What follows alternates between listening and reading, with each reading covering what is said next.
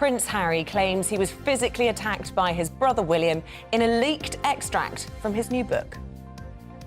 Good morning. It's 6 o'clock on Thursday, the 5th of January. This is Breakfast on GBNews with Isabel, Webster and myself, Martin Dorbin. Here's what's leading the news this morning.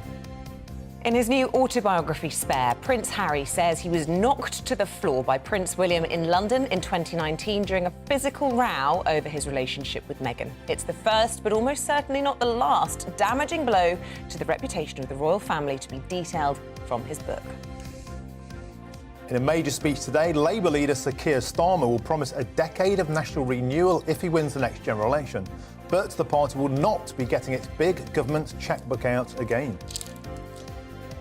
The funeral of Pope Emeritus Benedict XVI will take place this morning in Rome, presided over by his successor, Pope Francis.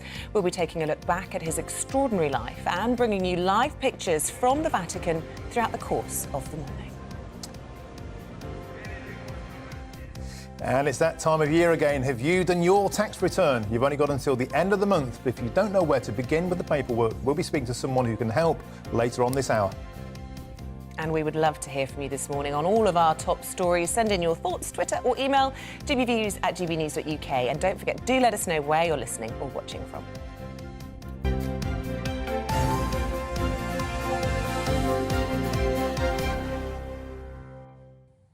So in our top story this morning, Prince Harry has accused his brother William of physically attacking him during a row over his relationship with his wife, Meghan Markle.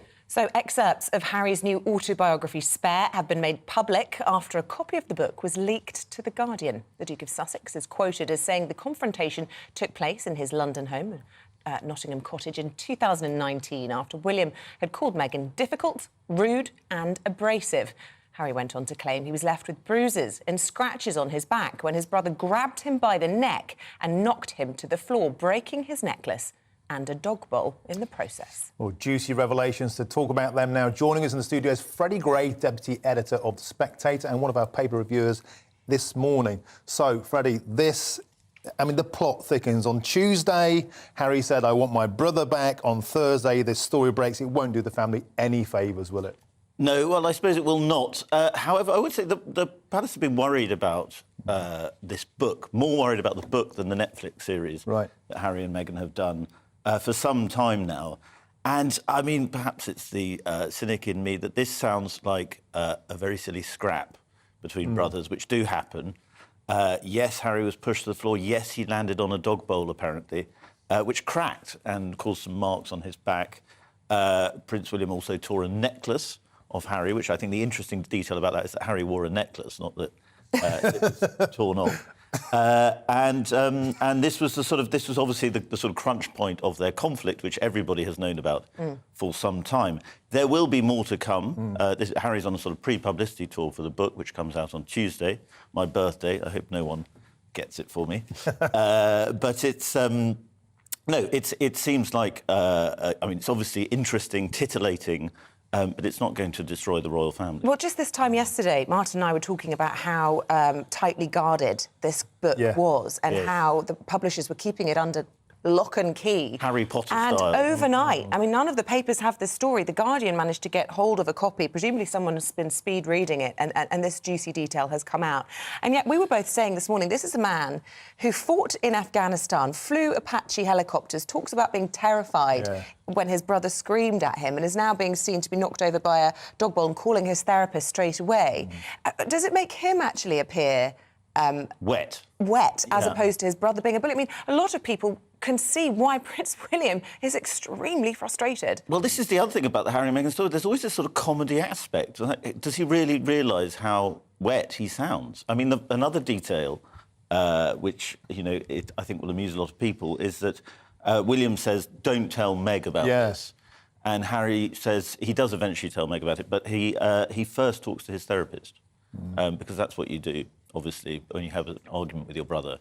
You talk about your therapist. Well, you do if you live in California, of course. You do if you live in California, yeah. Although, of course, at the time they were living at Nottingham Cottage, Yes. which, Yeah. according to the Netflix documentary, they found very difficult because it was so small. Yes, Oprah said nobody would believe you'd be living in this tiny cottage in the grounds of a palace. And Harry is so tall that he kept hitting his head, which is even more impressive that William managed to knock him over.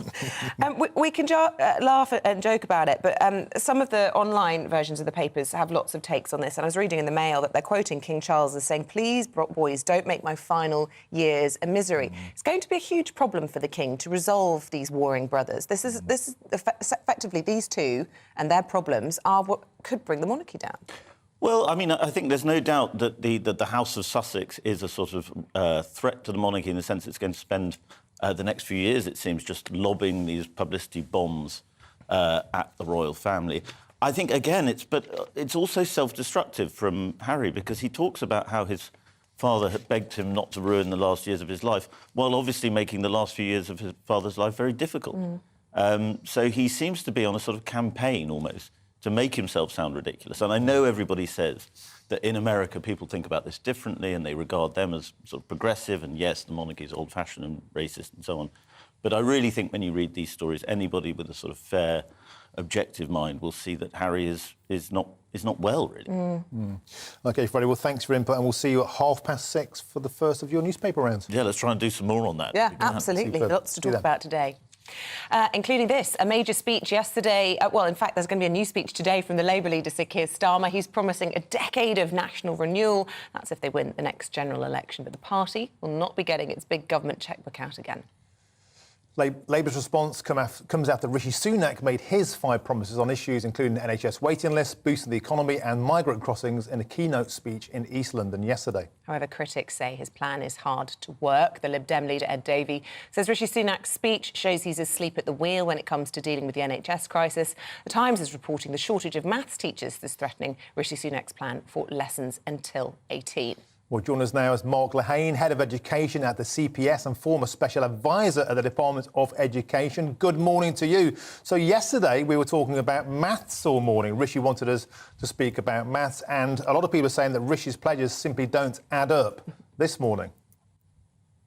I mean, that's right. I mean, as a former maths teacher and head teacher, and now I'm head of education in a think tank, it's brilliant to hear education spoken about. So this was the first major speech that the Prime Minister's given since he came into post.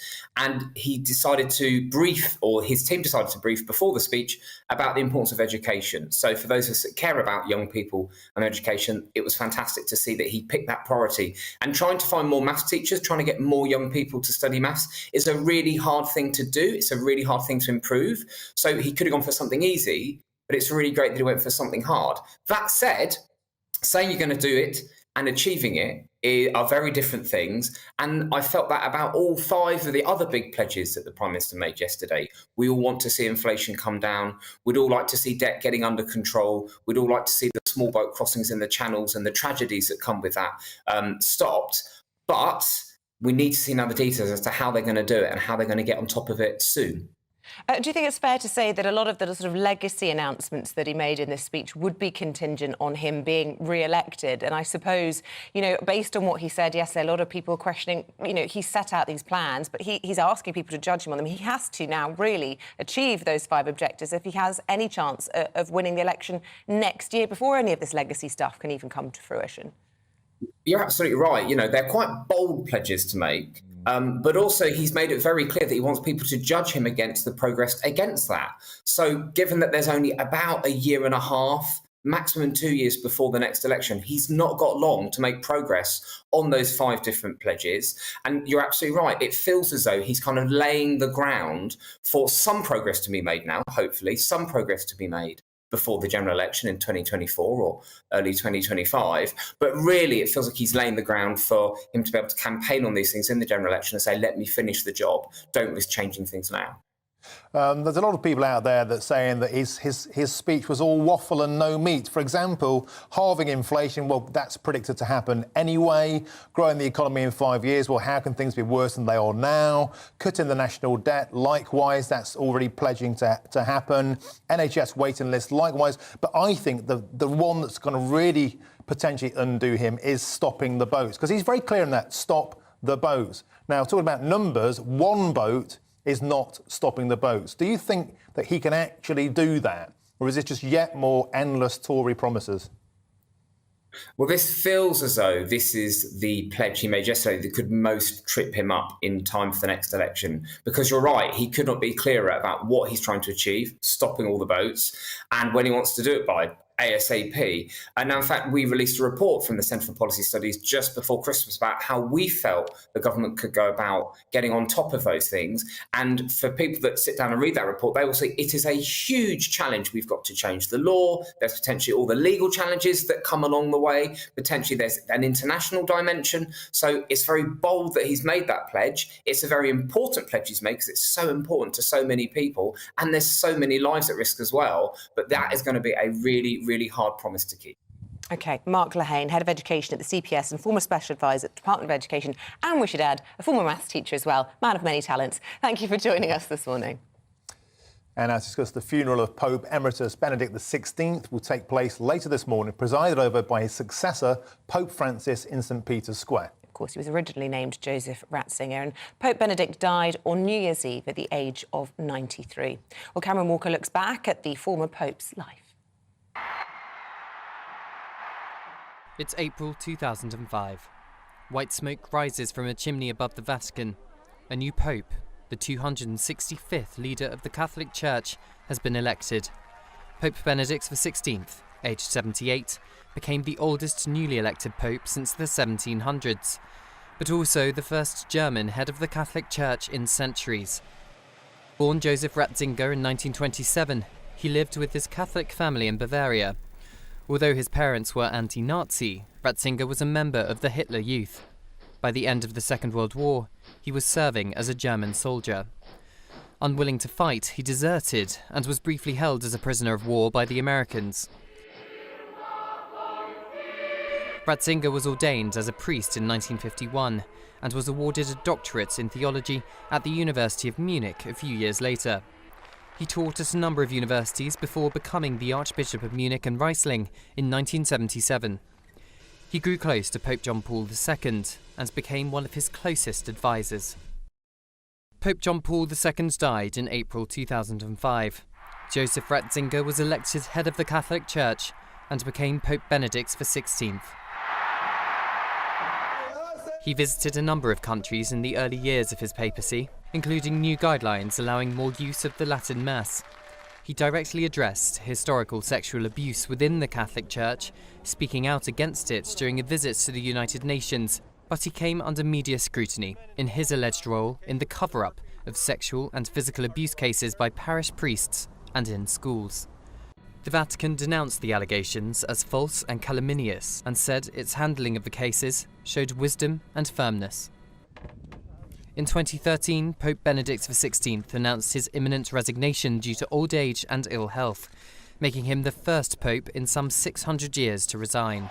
More than 50,000 people crowded St Peter's Square to watch his final public address. In this year's post-Christmas statement, Pope Francis made a surprise appeal at the end of his address to ask for prayers for former Pope Benedict, saying he was very sick. The Vatican issued a statement that he was receiving constant medical care. But soon after, the 95-year-old passed away in the Vatican, the home of the institution he'd dedicated more than 70 years of his life to. Pope Benedict XVI died on New Year's Eve, aged 95, in his former monastery home within the Vatican.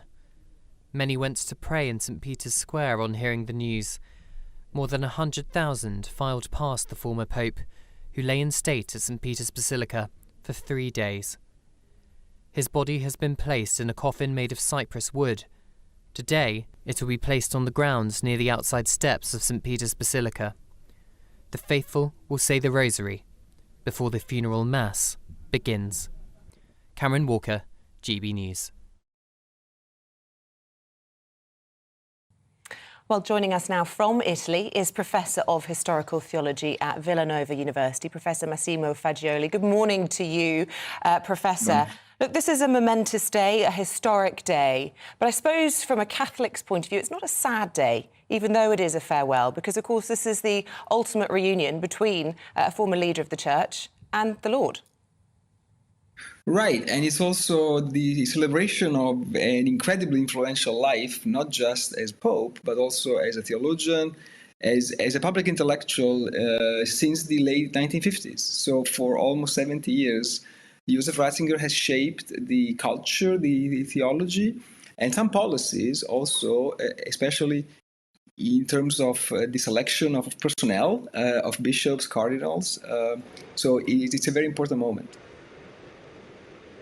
And of course, he couldn't have been more different from his successor, Pope Francis, who'll be presiding over the funeral today. In many ways, they represented the two different wings within the Catholic Church. One, Pope Benedict XVI being described sometimes as a hardliner or traditionalist, and Pope Francis very much sort of a modern pope.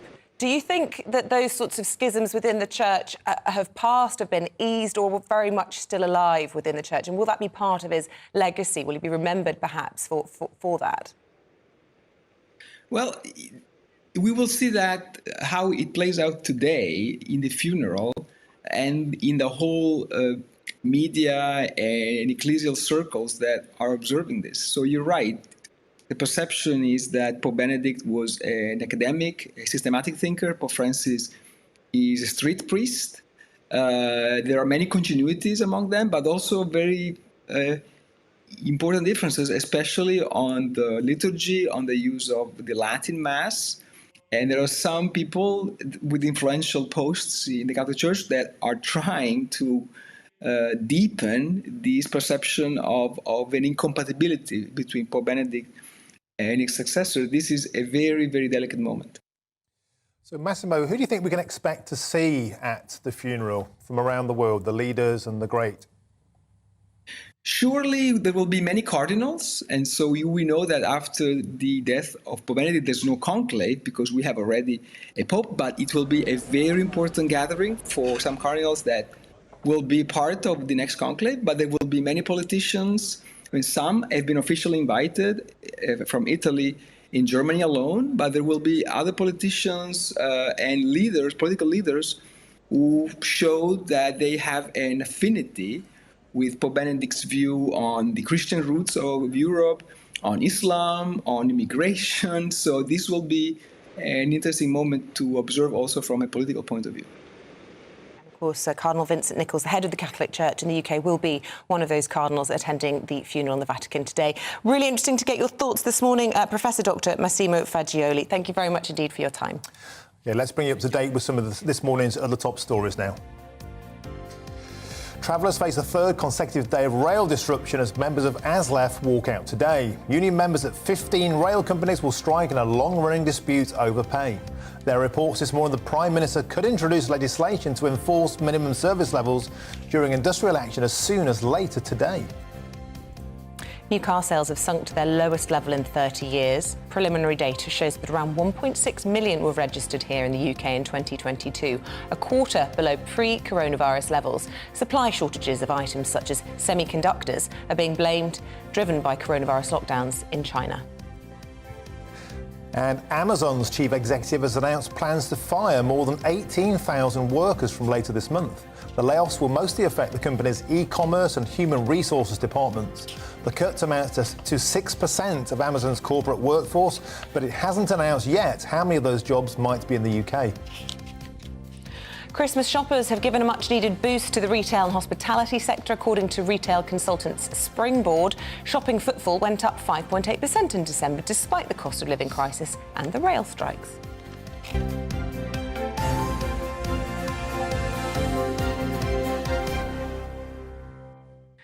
We're going to be talking about cash fishing. It's a bit of a play on the term catfishing, when you meet someone online and they're not quite what they pretend to be, but in this case, they're after your cash. It's a growing problem, an amazing case study that we'll be talking about a little bit later on, but we were discussing this before we came on air. Lots of people we know have been sort of sucked into online scams and frauds, and it is quite frightening that even, pretty right-minded people can get trapped. Yeah, and really smart people who I would never assume would fall for this sort of thing, particularly around dating scams. And I once covered this for a national newspaper, and it's incredibly organised and complex and meticulously put together scams. And just got to keep a real lookout for them. We have an expert telling us how you can avoid those perils. So do let us know if you've been the victim of one of these scams, or indeed if someone that you love has. And it's that difficult thing of trying to say to someone that you respect, who could perhaps be the head of the family, actually, you're being scammed here. This isn't legit. They don't really love you. They want your cash. It's really awkward. It really bruises their ego, so it's hard to let them know. Yeah, so let us know your stories on all of that. After the break, ambulance delays. Have you been affected on that as well? First of all, here's your Thursday forecast. Hello, a very good morning to you. I'm Aidan McGivern from the Met Office. It's bright in the east this morning, but it is turning cloudy. That cloud arriving from the west, turning things a bit more damp in places, but a lot more mild as well as we go through the day. A warm front responsible for the thickening cloud in the west. Ahead of that front, we've had lighter winds and clearer skies in the north and the east, so a chillier start, especially for northern Scotland compared with the same time yesterday. But elsewhere across the UK, a mild start because we've got the cloud thickening. That cloud soon enough pushes across most of the UK. It's accompanied by some light and patchy outbreaks of rain or drizzle. Not much. I think some parts of the south will stay dry through the day, but the rain really peps up across western Scotland and Northern Ireland by the afternoon. Some heavy and persistent bursts under strengthening wind. The wind, though, coming from the south means that 12 to 14 Celsius is again a possibility in the south, with 5 to 6 Celsius confined to the northeast of Scotland. In the northeast of Scotland, the rain arrives by evening. It then pushes across England and Wales, mostly during the hours of darkness, I think, and by the early hours of tomorrow, it's clearing the southeast. Clearing to clear spells, but stronger winds pushing into Scotland. Blustery showers, gales around western coasts, 60, 70 mile per hour wind gusts as we wake up tomorrow morning. The showers last some time through the morning, I think, across northern Scotland. Eventually they become fewer and further between. 1 or 2 showers elsewhere across the UK, but for most, actually Friday is a gap between weather systems. The winds ease, it's largely dry and bright. Most places are going to escape the showers that will turn up eventually towards the west, and it's going to be another mild one, but not quite as mild. I think high single figures, low double figures. Friday night brings with it more rain, that rain clearing the east of England on Saturday morning, and that's followed by further showers on Saturday and Sunday, and temperatures a little lower. He's the king of breakfast TV, and he's back and returning to his throne. This is Breakfast on GB News with Eamonn, Holmes and Isabel Webster. Good morning. Oh, it's my favourite. Oh, right. Set your alarms. Eamonn Holmes back on GB News Breakfast on the 9th of January at 6 a.m.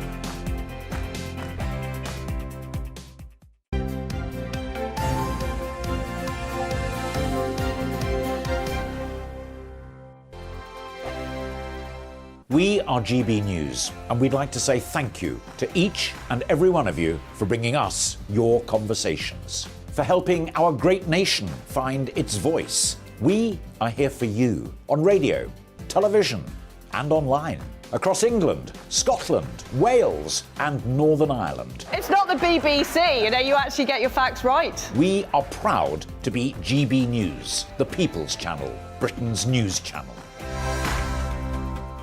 Monday to Thursday, 9 p.m. till 11 p.m. Join me, Dan Wootton. I'll bring you the sharpest takes and hottest debates. Do you not believe in prisons? I don't believe in prisons. I'm completely stunned. I guarantee you there'll be no spin, no bias, no censorship. I actually was personally quite offended by it. And no reason to go to bed. So I guess they've always been quite woke. That's Dan Wootton tonight on TV, radio and online. Monday to Thursday from 9 p.m. till 11 p.m. on GB News. The People's Channel, Britain's news channel. Hello there, it's Eamonn Holmes here from Breakfast on GB News. We're not just on your television and your screens, you know. We're on DAB plus digital radio, so you can listen to your favourite shows on the move. If you've not yet listened to GB News Radio, it's very simple. We're on your radio player and TuneIn apps, on your smart speaker, phone or tablet, or online at gbnews.uk. Take us with you wherever you go. GB News Radio. You never have to miss a moment of the People's Channel. Join me every Sunday at 6 p.m. for Gloria Meets. In exclusive interviews, I'll be finding out who our politicians really are and what they really think. It's something that you would never want anyone to suffer. I didn't know what channels there were. I didn't think I'd be believed. I must have weighed about 7 stone and I'm 5'8". My instincts was to sort of cover this up. I mean, clearly that was a mistake. Join me every Sunday at 6 p.m. on GB News, the People's Channel, Britain's news channel.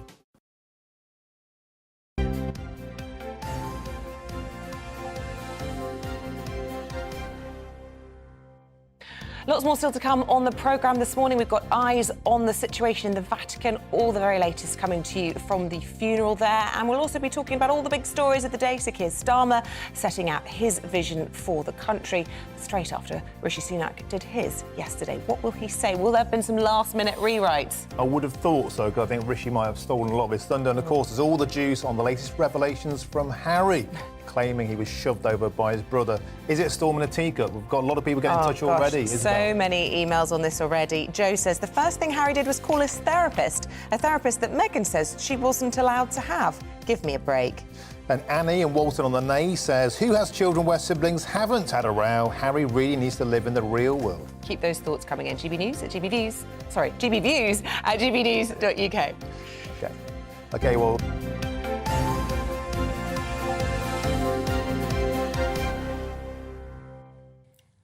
Despite a successful midterm election, chaos has marred the Republicans' return to power after rebels blocked their party leader from becoming a speaker for the 6th time. The House of Representatives conducted a 6th round of voting on Wednesday as Kevin McCarthy came up short of the 218 votes that he needed to lead.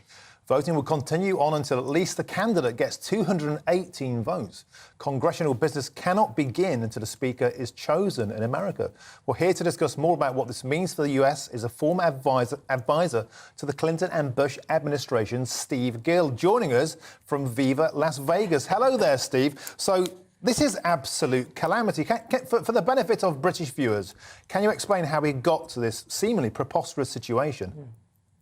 Well, the conflict in the royal family is starting to make the chaos in our Congress almost look sane and reasonable. The bottom line is that Kevin McCarthy, who was the leader of the Republicans in the minority, went out and recruited the candidates, raised the money, helped get Republicans elected into a narrow majority, 222 to 212 in the House. He needs 218 votes to be elected Speaker, but there are about 20 Republicans who are holding out against him because, frankly, they don't trust him. His advocates are saying you need to dance with the one that brought you, that he did do what it took to get him in the majority. Others are saying that if your dance partner has 2 left feet and is stepping all over your toes, you need a better dance partner. So that's where the conflict is. A lot of the 20 just don't trust Kevin McCarthy to do what candidate McCarthy is promising when he becomes Speaker McCarthy. But this is problematic, and correct me if I'm wrong, but I understand this is a huge, if not the biggest story in the States at the moment, the whole eyes of the country watching what is going on, because it means total deadlock until this can be resolved. But these hardliners, this caucus, as it's being described as, Trump supporters traditionally, and yet Trump has come out on his social platform saying, get behind McCarthy. So they're not listening to Trump, and yet they are of his sort of background. What is going on? Yeah, some would say that this shows that Trump's clout is diminished a bit. But you also have folks like Jim Jordan, who's one of the leaders in the Republican Conservative Caucus, who is wanting to be chairman of the Judiciary Committee to headline the investigations into COVID, into the weaponization of our intelligence and FBI divisions. He doesn't want the job. He's endorsed Kevin McCarthy, and yet he's been nominated twice by this group of 20 to be the new speaker. There's another guy that's been nominated who says he doesn't really want the job. So they really don't have an alternative to McCarthy. They just don't like him, and they're trying to come up with a negotiated restraint on him as speaker to be able to restrain him from doing some of the things that they think are not going to be in the best interest of conservative policy. But that may limit him to the point that with a very narrow majority to be able to actually accomplish anything. So, Steve, it's been worse than this, as I understand it, once before, when it took 100 votes to get a speaker through, and that was on the verge of the American Civil War. Is this, do you think, indicative of a new civil war in America, and that is a political civil war where nobody can just agree about anything anymore? for all the trials and tribulations at that last one, at least we didn't have social media and the internet interposing and sharing information faster than people can digest it. The problem is that if you are the Speaker of the House with this narrow of a majority, it's going to be like herding cats. If anybody's had cats or young puppies, just getting them all on the same page is very difficult. It's going to be even more difficult if you become Speaker in sort of this weakened condition. You only have 222 votes. The Democrats have 212. You cannot lose more than 5 votes on any issue. So getting things done, hurting your 222 cats and also trying to stop the mischief of the 212 Democrat cats is almost an impossible job. Some would argue anybody who actually wants this job now probably isn't sane enough to do it. And I'm interested, how long do the Republicans get to keep balloting, to keep negotiating, to keep trying to fill the post? Does there come a point at which the Democrats can say, look, we're happy to put someone forward to replace our former Speaker, Nancy Pelosi? Until it's done, they have to keep voting. You have to get to the 218. I think if you saw an attempt to bring a kind of a coalition government, which we've seen in other governments before, if you tried to do that, the Republicans who aligned with Democrats to give power back to the group that they just took power from, they'd pay a big price in their Republican primary elections that are only about 14 months away. Well, Steve Gill, thank you for joining us from America. And I think you're quite right. It makes British politics seem almost sane. Thank you very much. Now, a heartbroken Yorkshire man who lost his wife of almost 25 years is calling for answers after it took the NHS more than 16 hours to get an ambulance to her. Matthew Simpson's plight after the tragic loss of his partner Teresa has emerged as health officials have warned that as many as 500 people a week are dying as a direct result of delays in emergency care. Anna Riley has this report. Ashes are now all that are left of Matthew Simpson's 54-year-old wife, Teresa. Teresa suffered from diabetes and a muscle wasting disease and fell ill at home before she tragically died in hospital after a heart attack and lack of oxygen to her brain. Matthew believes the 16-hour wait for an ambulance was to blame for the loss of his soulmate. I still believe that if the ambulance came here in a good time, in maybe a six-hour window, I still believe my wife would have been in hospital. They would have realised straight away that her sugar level has dropped, gave her the glucose or whatever she needed, and she would have been on a heart monitor. So if she did have a heart attack, she would have been in hospital on a heart monitor, and they would have known not have a heart attack at home. How many more people are going to lose their life? How many more people are going to have to go through what I've gone through this past 5 weeks? It's unfair. My wife shouldn't have, we knew she was going to lose her life one day, but not like this, not to be left when they know she has myotonic dystrophy, diabetes and confused. Something needs to change. We either, you need to be pumping more money into it or we need to be changing the government. Matthew is struggling to come to terms with Teresa's death and feels the NHS failed her. She wasn't only just my wife, but she was my best friend. She was my soulmate. We could finish each other's sentences. We could come out with, sometimes we'd come up with the same word. And if we did, one of us would say snap, the other one would say crackle, and the other one would say pop. And that's how we was. She was not only his wife, but she was very supportive. She never once, in my entire life of being married to her, never once moaned about her illness. I would lay down and die for her. I seriously would, because she was an outstanding woman. In response to Matthew's complaint, Yorkshire Ambulance Service said, "Our thoughts are with Mr Simpson on the sad loss of his wife Teresa in November 2022, and we offer him our sincere condolences." Our patient relations team has received correspondence from Mr Simpson raising concerns about our response to this incident. With hundreds dying every week because of delays in emergency healthcare, Matthew hopes that sharing his heartbreak will push for reforms to be made to the NHS. Anna Riley, GB News, Hull.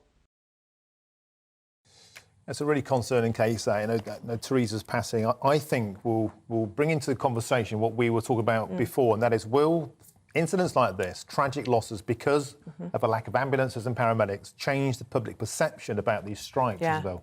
It was really interesting to see that fewer 999 calls were made during the days of the ambulance strikes and people just deciding not to rely on the emergency services in that way. It also, I think, puts a perspective on Rishi Sunak's speech yesterday. Lots of people saying that he was a little bit tone deaf in the fact that he sort of skipped over a lot of the big crises like this. Lots of human tragedy, many people saying politically caused. We'll be discussing all of that and more, I'm sure, during the papers today, joined by Emma Burnell and Freddie Gray. Stay with us.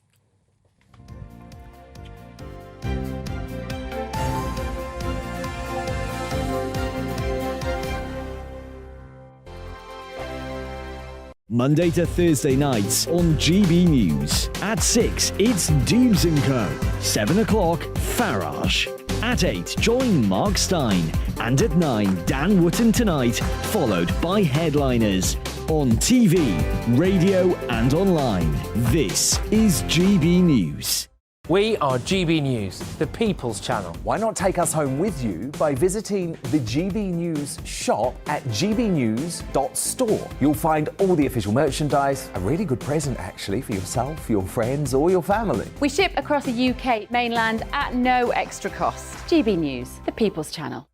Here on GB News Live, we'll be keeping you in the picture, finding out what's happening across the country and finding out why it matters to you. We'll have the facts fast with our team of reporters and specialist correspondents. Wherever it's happening, we'll be there from 12 noon on TV, radio and online. GB News, the People's Channel, Britain's news channel.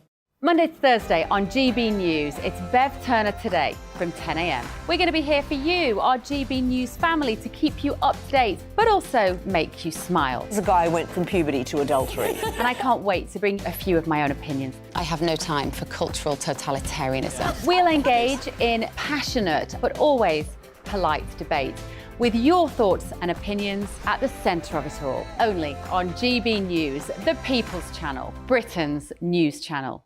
Hi there, it's Stephen and Anne. At breakfast from 6 a.m, you'll always be caught up with everything you need to know, the latest headlines, opinions and debates. We'll bring you the good news and the bad, but most of all, we're here for you. Remember, send in your views and let us know what you would like us to talk about. That's because we're your news channel. And every morning at 6 a.m, it's breakfast on GB News.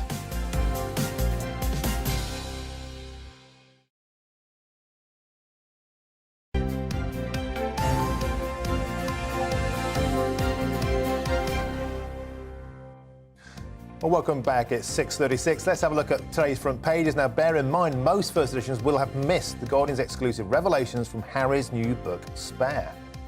But this is the lead for The Times this morning. They're leading with Rishi Sunak's promise to halve inflation and return the economy to growth by the end of the year. The Mail also focuses on the Prime Minister's pledge to restore economic growth this year.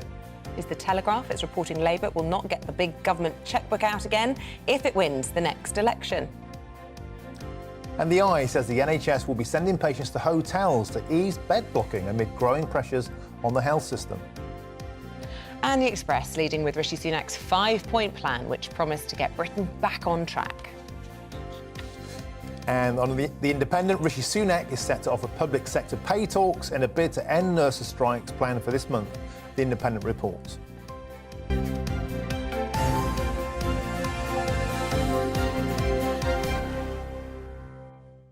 OK, let's go through those papers, including the online editions, given that breaking story overnight, with the Deputy Editor of The Spectator, Freddie Gray, and the journalist and playwright, Emma Burnell. A warm welcome to the programme. Happy New Year. If we can still say that. We can. It's the first time we've seen you this week, anyway. Freddie, tell us about this story then.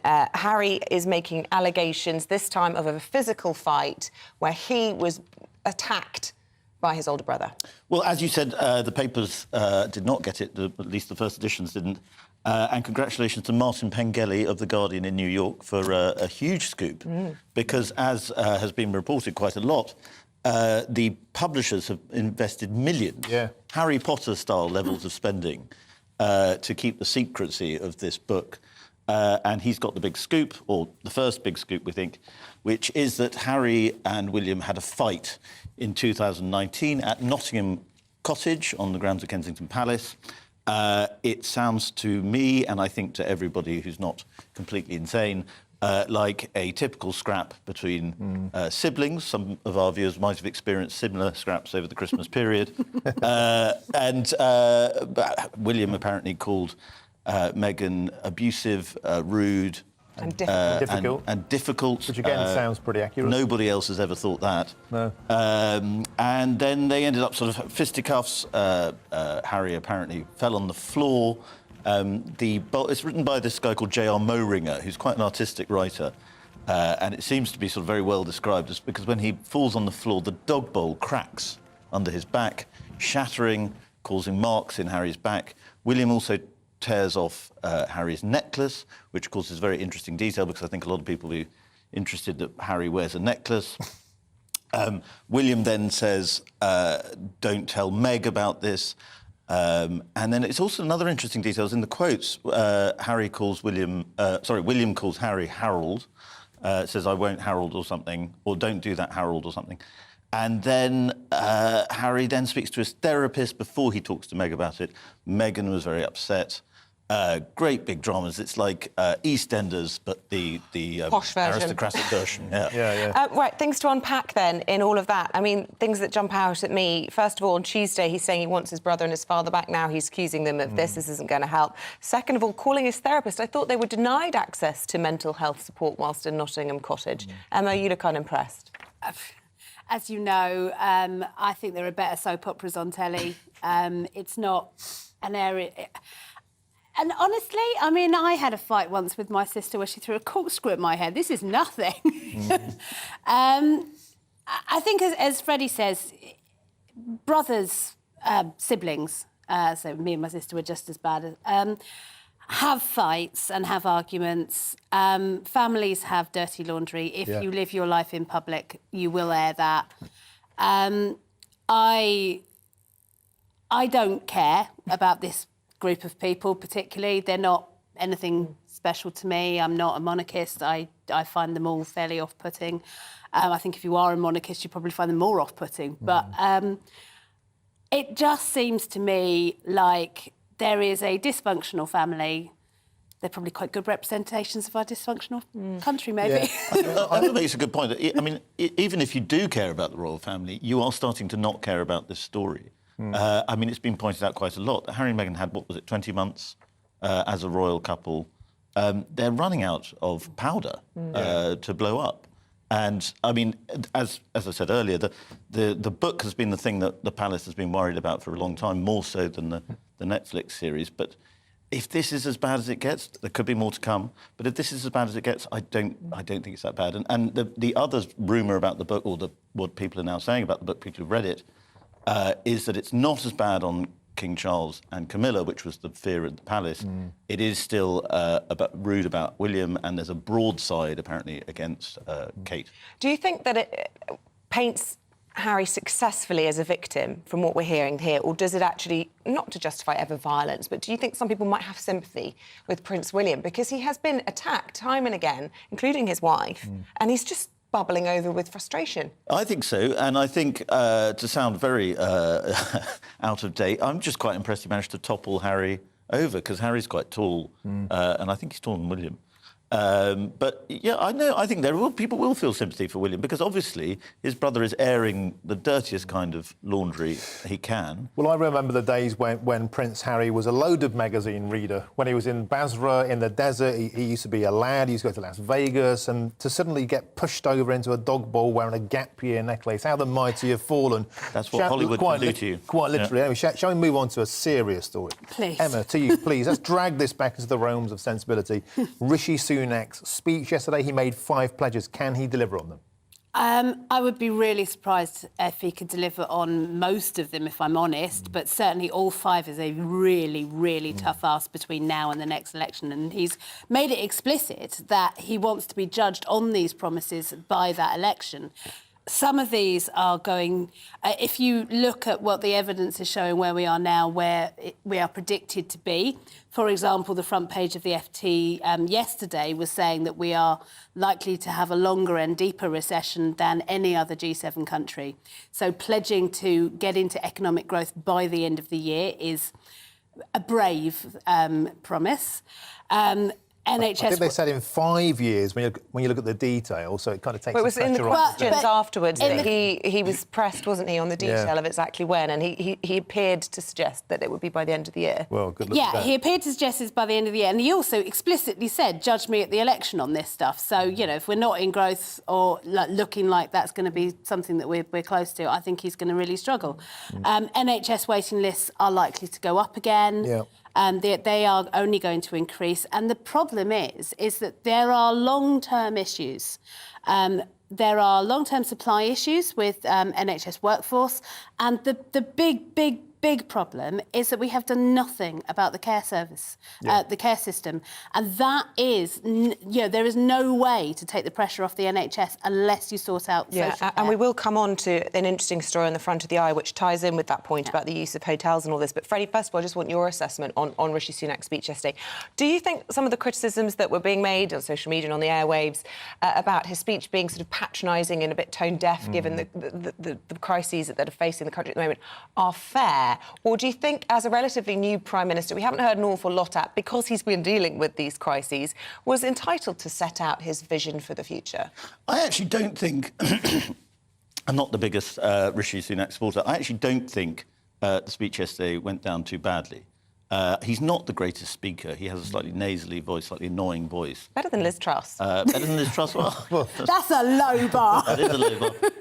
But I think the speech was clear. He has made these pledges, which are something that if he doesn't fulfil, Labour will tear him to pieces over, never mind whether they can get away with it in the small print.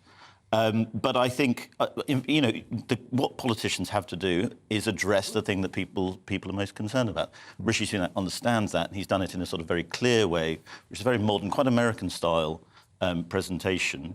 But did he address the things we're most concerned about? He didn't talk at all, really. Cost of living. About immigration. The strikes, though. There was an opportunity there, was there not, to reassure people on that? Well, that's true. That was probably something that he missed. But I do think cost of living, if you look at polling, cost of living and immigration are the two things that people are most concerned about.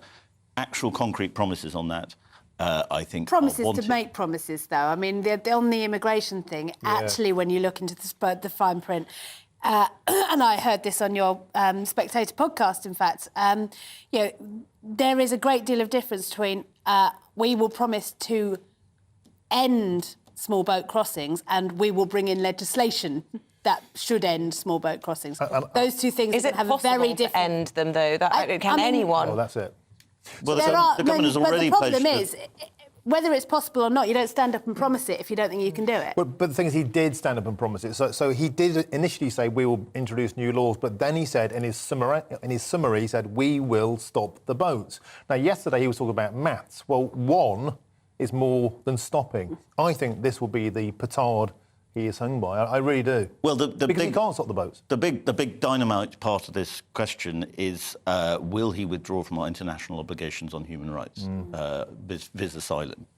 He has hinted in the past he might consider that. If he does that, that will be a huge story.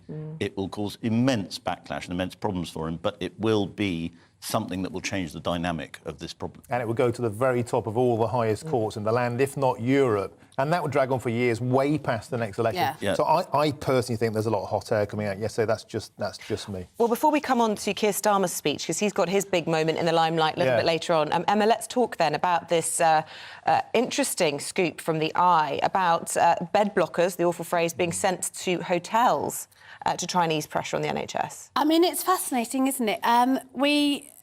We have problems with strikes. All you get is call the army, call the army, call the army. And now, both immigration and the NHS, it's call in hotels, neither of which are doing what their primary purpose is. Now, I will tell you that over Christmas I did volunteer in a hotel that had been used as a homeless shelter over the Christmas period. They're not set up for difficult care. Though it was wonderful that we could be there, but they could not be a long-term solution for people with very difficult problems.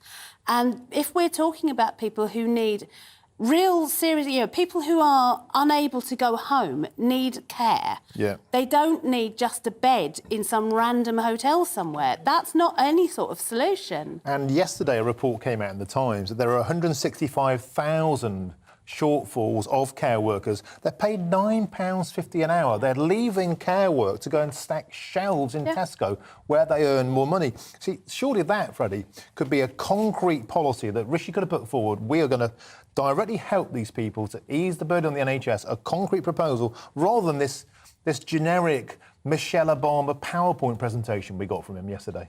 Well, yes, and the hotel issue speaks to the sort of sticking plaster approach, which we know Keir Starmer's going to talk about today, of just finding a fix, a quiet fix almost, because people don't really notice this unless it's the press shine a light on it. It's a kind of issue in which I mean, however many hotel rooms are filled, it's hugely expensive, and a better policy would be cheaper. That's the real point. Yeah. We have to leave it there. Emma Burnell, Freddie Gray, it's been lovely to see you, to go through the papers with you. We'll have more from both of them just after 7:30. OK, the HMRC is urging people not to delay submitting their tax returns, as millions have less than a month to do the paperwork or face a fine. So this is your polite reminder. Head of Group Technical at Tax Assist Accountants, Andy Gibbs, joins us now. A busy time for you, I'm sure, Andy, and lots of people waking up in a cold sweat in the middle of the night thinking, I haven't done my tax returns. Yeah, exactly that. I mean, at the moment, there's about 12 million people that file tax returns in the UK, and there's still 5.7 million, according to the latest HMRC stats, who are outstanding and still need to file. So quite a way to go to get all those returns in. And of course, the best way to do this now is online. The bad old days of having to fill out the paperwork are behind us. But what kind of pitfalls do people commonly make, and how can we all avoid them, to avoid those horrible fines? The biggest pitfall really is just leaving it too late, and maybe just burying your head in the sand.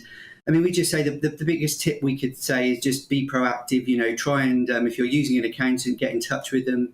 If you're not using an accountant, you haven't yet registered, there are delays with getting UTRs, which you need to be able to file your return. So if you're a first-time filer, really the message is very clearly, don't delay, get online and really do it online as well. As you say, that's the way to avoid those delays, avoid using mail where possible as well at this stage, just because everything online will be that much quicker. Talk about the penalties. What are the pitfalls if people are slow to do this? So if you miss the deadline, and the tax return deadline is at the end of the month, 31st of January, if you miss submitting your tax return on that day, you'll automatically be given a £100 penalty. So there's an automatic penalty that applies. But as time moves on, those penalties start to rack up. So after 3 months, you're looking at £10 daily penalties, up to a maximum of £900. And there's more penalties coming in at 6 and 12 months, and they can be tax geared as well. So the more tax outstanding you have, the higher those fines and penalties will be. So really, although the initial penalty may not be as high as some of the later penalties, it's still really important to avoid any fines and penalties, and £100 is still £100.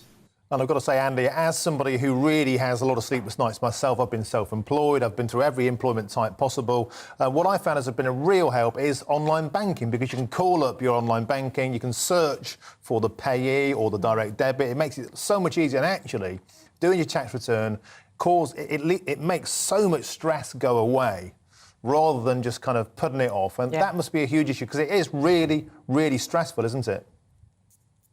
Absolutely, yeah. I mean, every year, although we're accountants, at this point in the year, everybody's acting as a bit of a counsellor as people come in panicked. And you're absolutely right. If you have online banking, you can take a lot of stress and pressure out. And equally, also using modern digital tools and apps to prepare your account just makes things a lot quicker and simpler for you as well. Again, just don't delay. Make sure that if you're signing up for any new services, that you do it as promptly as you possibly can. OK, good advice. Andy Gibbs, Head of Group Technical at Tax Assist Accountants. Thank you very much. Lots of people, I'm sure, will be going, gosh, I've got to get it done. Perhaps myself included. Yeah, sorry to bring that topic up, but it's just far worse to kind of procrastinate and put it off. Just crack on and get it done. We are talking this morning about that breaking news overnight, that spare autobiography that was supposed to be under lock and key has been leaked to The Guardian overnight. What do you make of it? He's been alleging that Prince William attacked him. Yeah, and I must say, GB News viewers are very unsympathetic towards the plight of Harry. No great surprises there. Here's a view from Karen. Well, they're brotherly spats. They have them in every family. Boring. I think she's quite direct. Yeah, this one from Kristen Nastark. Good for William. He needed calling out for the way he's disgraced his family and our country for marrying Wallace Simpson version 2. And I suppose that's the polite version. Lots of people just saying, my brother's 8 years older. This is Pete. We had a major fallout years ago and we haven't spoken since. So, you know, it's just so common, isn't it, these sort of sibling spats? Yeah. Is that as juicy as it's going to get? One suspects there'll be more dirt dished in the book. I think they'll be ploughing through it on a speed read as we speak, and we can expect more bombshells as the hours go on. Absolutely. Well, look, let us know your thoughts, your views on that story and the rest of the day's news. Keep them coming in, gbviews@gbnews.uk. And in the next hour, we'll have all the latest on Sir Keir Starmer's keynote speech today. That's with our political correspondent, Tom Harwood. All of that after your forecast. See you in a moment. Hello, a very good morning to you. I'm Aidan McGivern from the Met Office. It's bright in the east this morning, but it is turning cloudy. That cloud arriving from the west, turning things a bit more damp in places, but a lot more mild as well as we go through the day. A warm front responsible for the thickening cloud in the west. Ahead of that front, we've had lighter winds and clearer skies in the north and the east, so a chillier start, especially for northern Scotland, compared with the same time yesterday. But elsewhere across the UK, a mild start because we've got the cloud thickening. That cloud soon enough pushes across most of the UK. It's accompanied by some light and patchy outbreaks of rain or drizzle. Not much. I think some parts of the south will stay dry through the day, but the rain really peps up across western Scotland and Northern Ireland by the afternoon. Some heavy and persistent bursts under strengthening wind. The wind, though, coming from the south means that 12 to 14 Celsius is again a possibility in the south, with 5 to 6 Celsius confined to the northeast of Scotland. In the northeast of Scotland, the rain arrives by evening. It then pushes across England and Wales, mostly during the hours of darkness, I think, and by the early hours of tomorrow, it's clearing the southeast. Clearing to clear spells, but stronger winds pushing into Scotland. Blustery showers, gales around western coasts, 60, 70 mile per hour wind gusts as we wake up tomorrow morning. The showers last some time through the morning, I think, across northern Scotland. Eventually they become fewer and further between. 1 or 2 showers elsewhere across the UK. But for most, actually Friday is a gap between weather systems. The winds ease, it's largely dry and bright. Most places are going to escape the showers that will turn up eventually towards the west. And it's going to be another mild one, but not quite as mild. I think high single figures, low double figures. Friday night brings with it more rain, that rain clearing the east of England on Saturday morning, and that's followed by further showers on Saturday and Sunday, and temperatures a little lower. He's the king of breakfast TV, and he's back and returning to his throne. This is Breakfast on GB News with Eamonn, Holmes and Isabel Webster. Good morning. Oh, it's my favourite. Oh, right. Set your alarms. Eamonn Holmes back on GB News Breakfast on the 9th of January at 6 a.m. We are GB News, the People's Channel. And right across the United Kingdom. You can find us on Sky Channel 512. Virgin Media Channel 604. Freesat Channel 216. Freeview Channel 236. And YouView Channel 236. You can also take us with you on DAB Plus Radio. With the GB News app and at the website gbnews.uk. We're absolutely everywhere. Come join us on GB News, the People's Channel, Britain's news channel.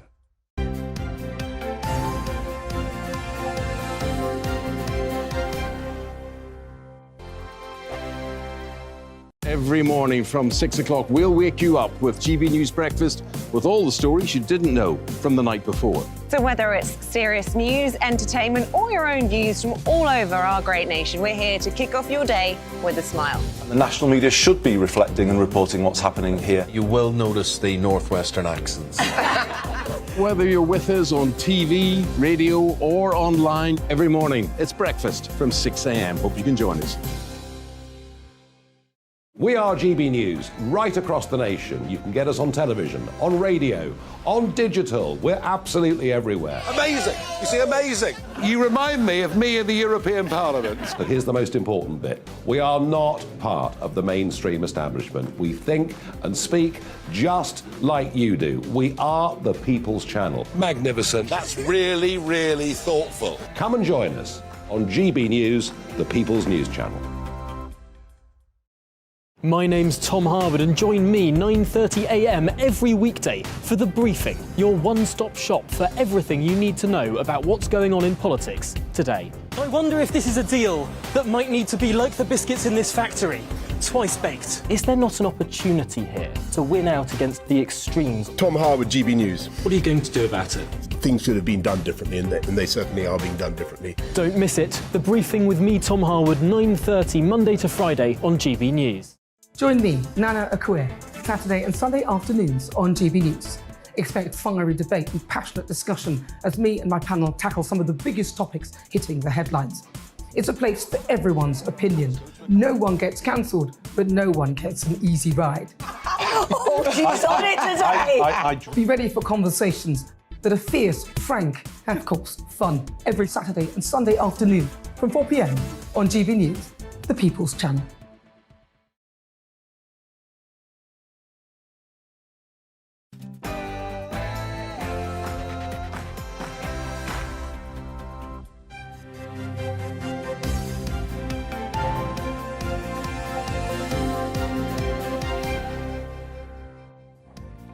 Prince Harry claims he was physically attacked by his brother William in a leaked extract from his new book.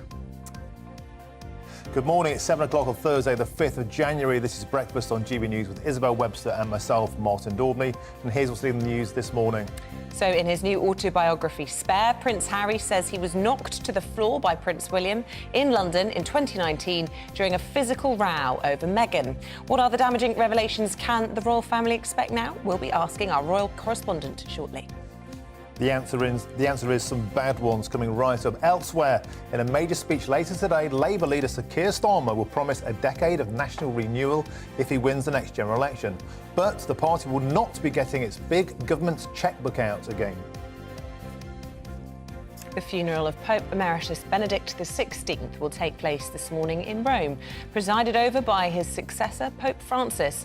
We'll take a look back at his extraordinary life and we'll be bringing you live pictures from the Vatican. Very foggy morning there throughout the course of the programme. And have you signed up to an online dating app? Well, be careful because romance scams are rife. We will be speaking to someone who was scammed by the man of her dreams later on in this hour. And we would love to hear your views on all of our topics this morning. There's quite a variety of subjects, aren't there? GBViews at gbnews.uk, and you can also tweet us. Don't forget, we love to hear where you're watching or listening from.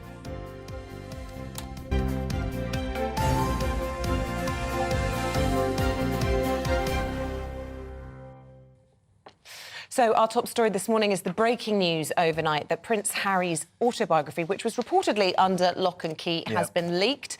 This is to The Guardian in New York overnight with the allegations that Prince William attacked Prince Harry in Nottingham Cottage in the grounds of Kensington Palace over an altercation about Meghan. What was he alleging to have said about Meghan? Wills said that she was rude and, what was it? Difficult and abusive. And I think words that most people Abrasive, probably use in the same sentence. And then he gave him a shove and he fell over, got a dog's bowl on his back, went crying off to his therapist. And Meghan only spoke about when she noticed the marks on his back. Right. It sounds like tittle tattle. Yeah. But far worse is coming out. So it was a huge scoop for The Guardian overnight. Didn't make any of the front pages of the papers, but now a gossip column website known as Page 6, which is a big deal in the States, have come out saying that in the book it also alleges that Harry is saying William and Kate had told Harry to wear the Nazi costume, which we know is obviously one of the biggest controversies that have surrounded the Spare throughout his life. And now he's putting that responsibility squarely on the shoulders of his older brother and his wife. So I think this is absolutely and utterly outrageous. I really, really do, because that's one of the biggest mistakes, if not the biggest mistake he ever made in his life. If you're a man, you own your mistakes. Blaming your brother. We'll have more of this later, but this has actually made my blood boil. Yeah, it's really interesting because here we had these leaks of the interview on Sunday night with Tom Bradby where he was saying, I want my brother and I want my father back. And now he's coming out with all of these allegations in the book. There's no chance after this. And we're told that the palace were really much more concerned about the contents of this book than actually the Netflix series. And you can now see what they were worried about. What else has he got to say? What else is going to come out? We're keeping a close eye on all of those revelations which appear to be being leaked online. I think that in itself is an interesting story. Yeah. The fact that this had sort of Harry Potter style, you know, lock and key They spent on the millions on They security. did, and it's getting out there. So we are keeping a close eye on all of those avenues. We'll be speaking to our royal reporter Cameron Walker about that in just a moment. We'll be back on that story. OK, meanwhile, back to the domestic politics. In a major speech later this morning, Labour leader Sir Keir Starmer will promise a decade of national renewal if they win the next general election. But the party will not be getting its big government chequebook out again.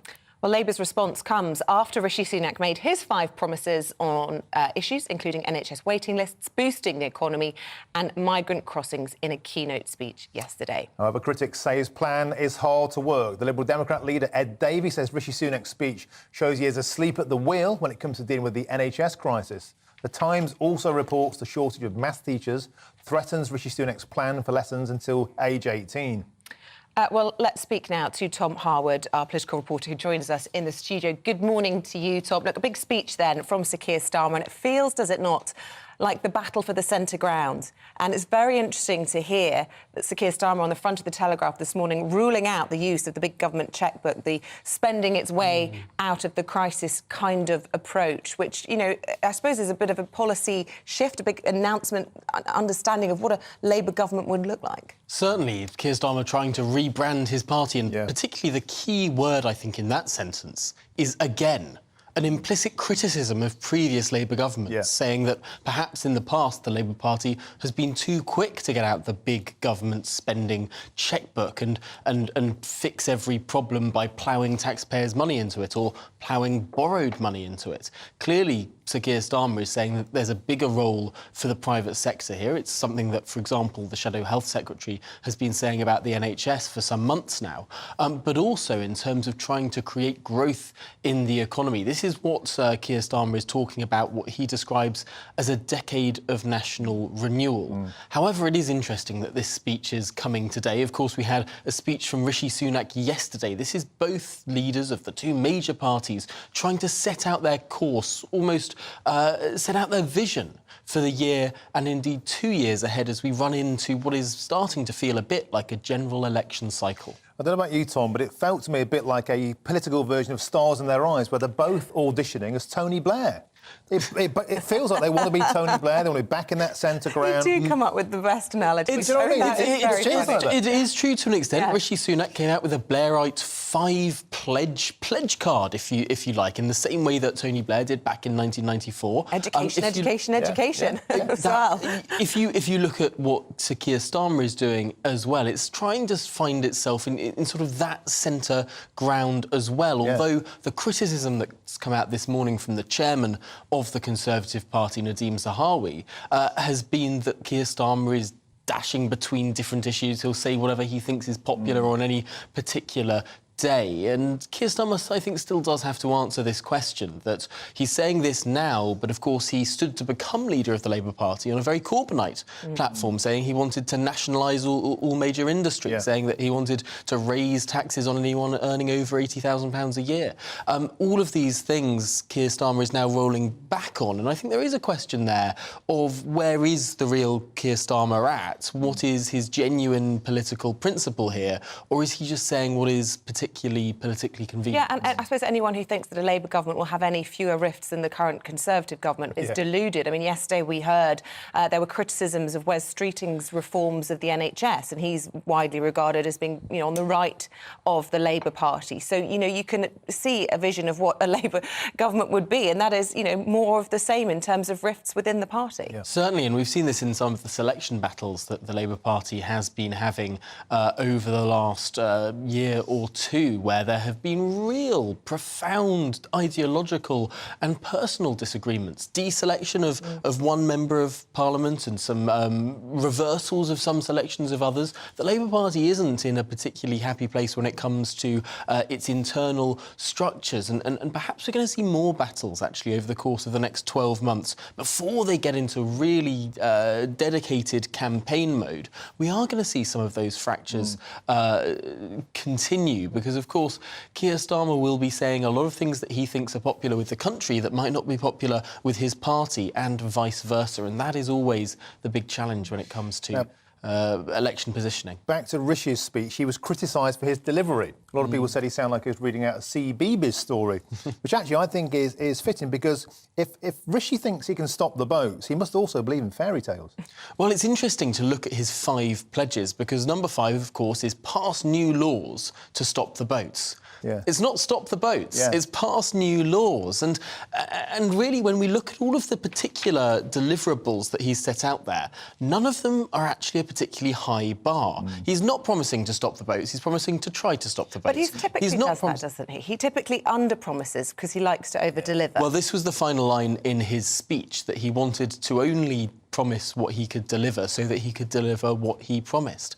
And it is actually quite interesting to look at the particulars of each of these promises in his speech. These aren't particularly new things. No. Inflation is expected to halve this year. That's what he's promising. That's sticking to that expectation. On that point, is that also not partly due to his policies, though? I mean, everyone was sort of saying, well, that's being forecast, yes, but does he not deserve a bit of credit for that he and the Chancellor steadied the ship after a period of particularly big turmoil earlier at the end of last year? Well, it is true to say that, for example, if the government was taking a less solid line on all of this strike action, that might be a very different forecast. Of course, the line from the government over the last, 3 months now has been that if double-digit pay rises were afforded across the board, this would embed inflation for the long term. So, to some extent, having this as the number 1 point in his 5-point plan does bolster his claims about the priorities of getting inflation down, of defeating that before any of these new pay reviews can come about for the next financial year.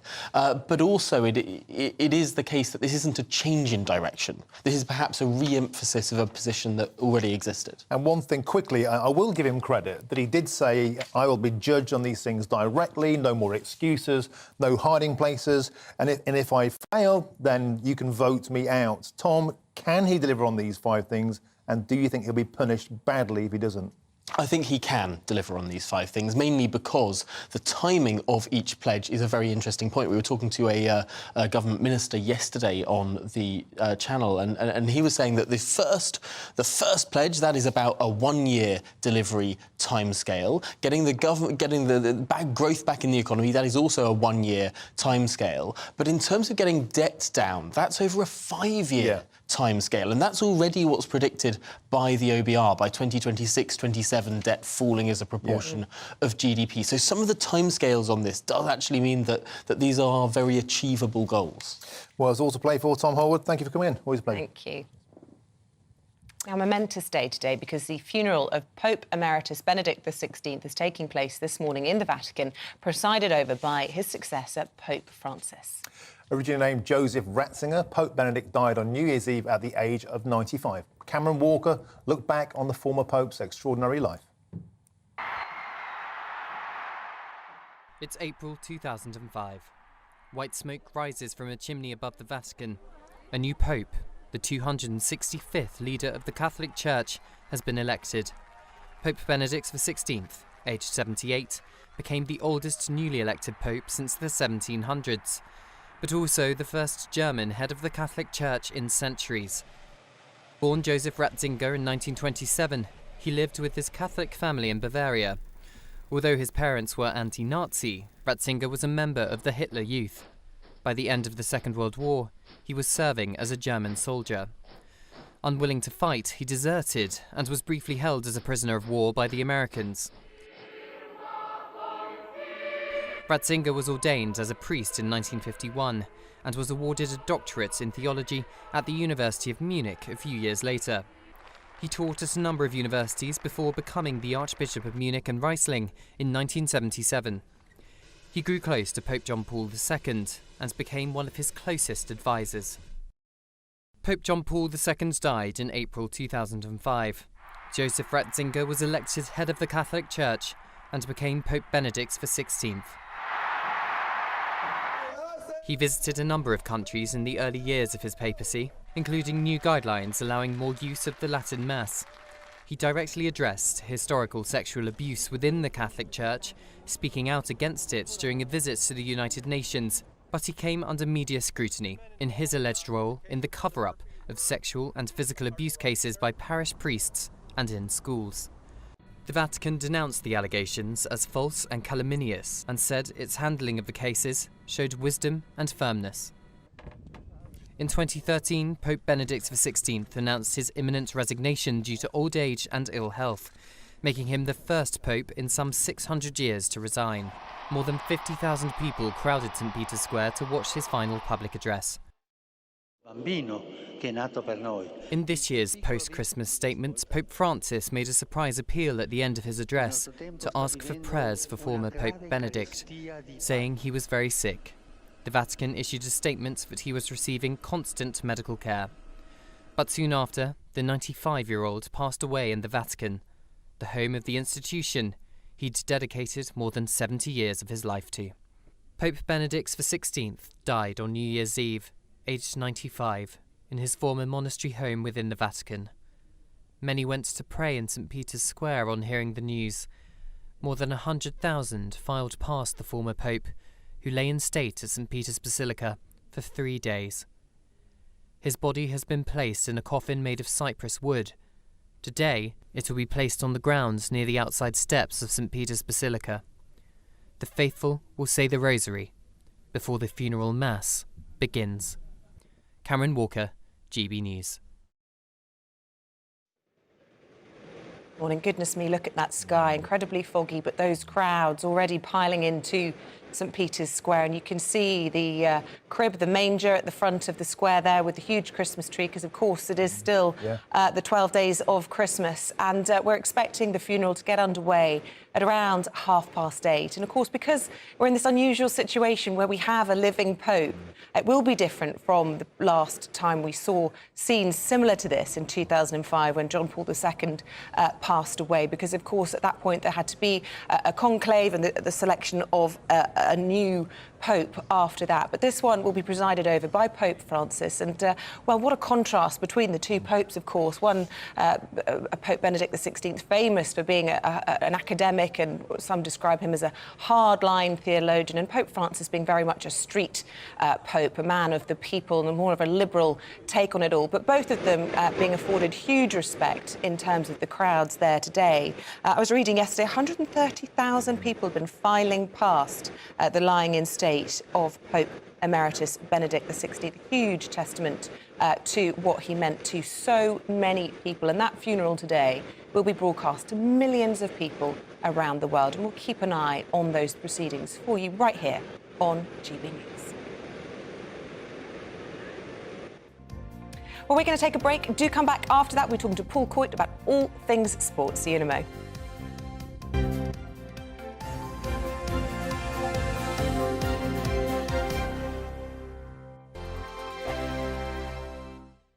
Monday to Thursday nights on GB News. At 6, it's Dubes & Co.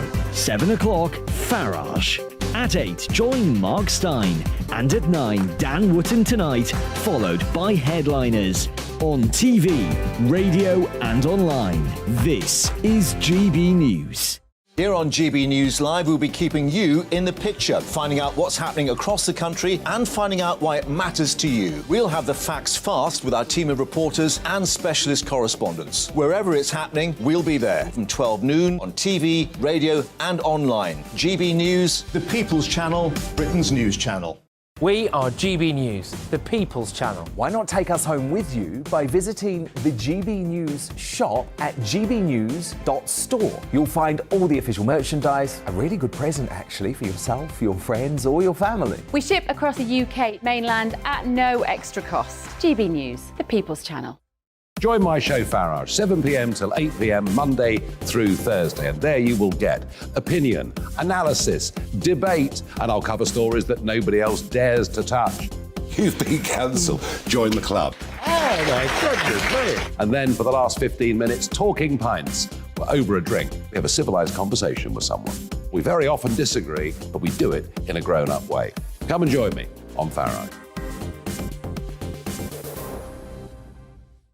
Monday to Thursday on GB News, it's Bev Turner Today from 10 a.m. We're going to be here for you, our GB News family, to keep you up to date, but also make you smile. There's a guy who went from puberty to adultery. And I can't wait to bring a few of my own opinions. I have no time for cultural totalitarianism. We'll engage in passionate, but always polite debate, with your thoughts and opinions at the centre of it all. Only on GB News, the People's Channel, Britain's news channel. Hi there, it's Stephen and Anne. At breakfast from 6 a.m, you'll always be caught up with everything you need to know, the latest headlines, opinions and debates. We'll bring you the good news and the bad, but most of all, we're here for you. Remember, send in your views and let us know what you would like us to talk about. That's because we're your news channel. And every morning at 6 a.m, it's breakfast on GB News. Join me every Sunday at 6 p.m. for Gloria Meets. In exclusive interviews, I'll be finding out who our politicians really are and what they really think. It's something that you would never want anyone to suffer. I didn't know what channels there were. I didn't think I'd be believed. I must have weighed about 7 stone and I'm 5'8". My instincts was to sort of cover this up. I mean, clearly that was a mistake. Join me every Sunday at 6 p.m. on GB News, the People's Channel, Britain's news channel.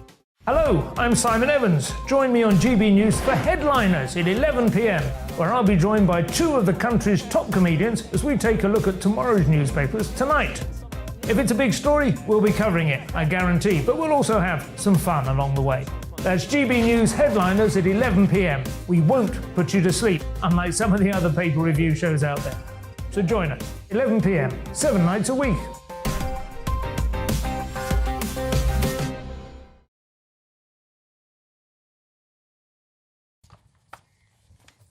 Now, more on the top story this morning, that Prince Harry has accused his older brother William of physically attacking him during a row over Meghan Markle. Well, excerpts of Harry's new autobiography, Spare, have been made public after a copy of the book was leaked to The Guardian overnight. The Duke of Sussex is quoted as saying the confrontation took place in his London home, Nottingham Castle and Kensington Palace in 2019 after William had called Meghan difficult, rude and abrasive, which seems fair. Harry went on to claim he was left with bruises and scratches on his back when his brother grabbed him by the neck and knocked him to the floor, breaking his necklace and also a dog bowl.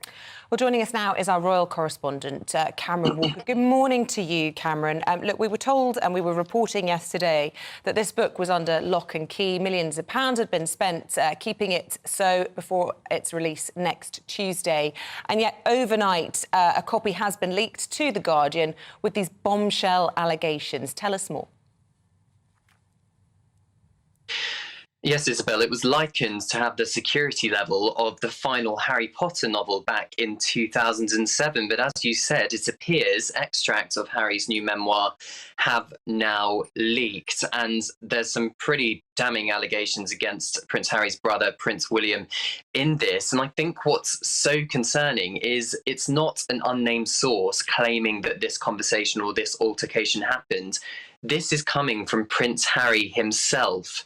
And the fact that he is alleging that Prince William used physical violence towards him, I think is pretty damning. And although we haven't had a response yet from Kensington Palace, I think it's going to be pretty hard for them to ignore this.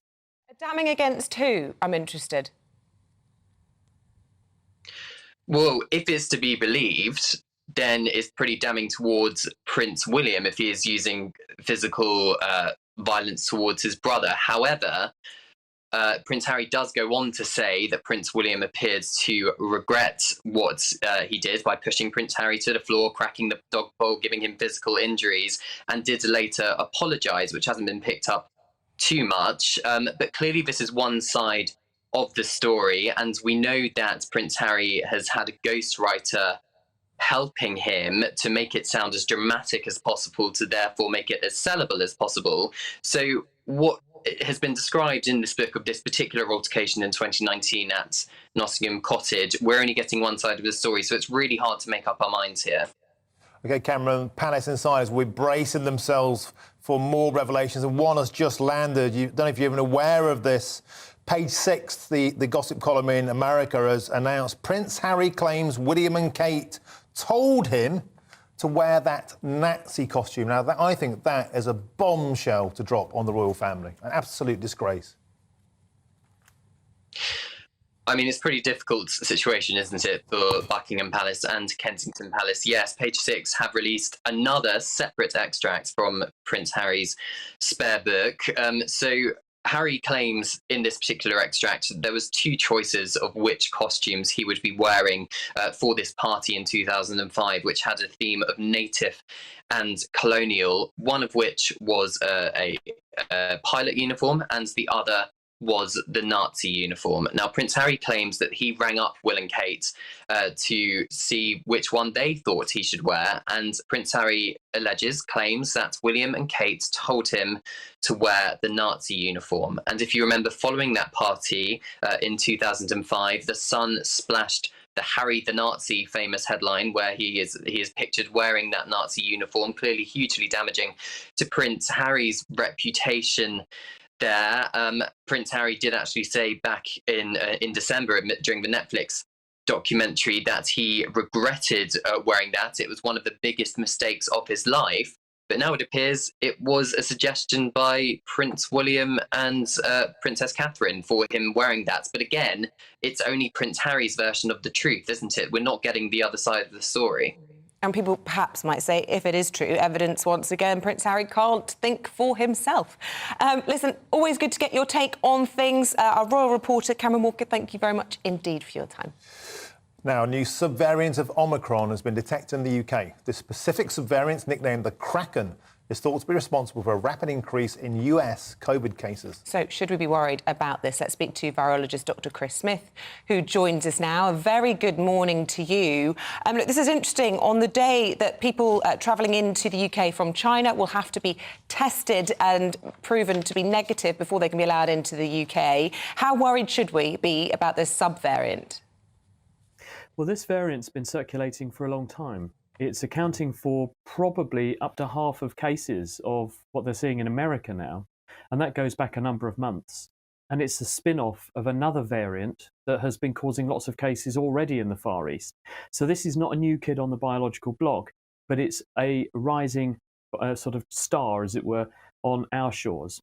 So it hasn't come here from China, but it speaks to the fact that there's a lot of coronavirus already in the world. There's a lot of coronavirus outside of China. Many people are concerned, given the huge number of cases in China. We're thinking probably 200 or 300 million cases in the first half of December alone. With that sort of case burden, are we going to see more variants?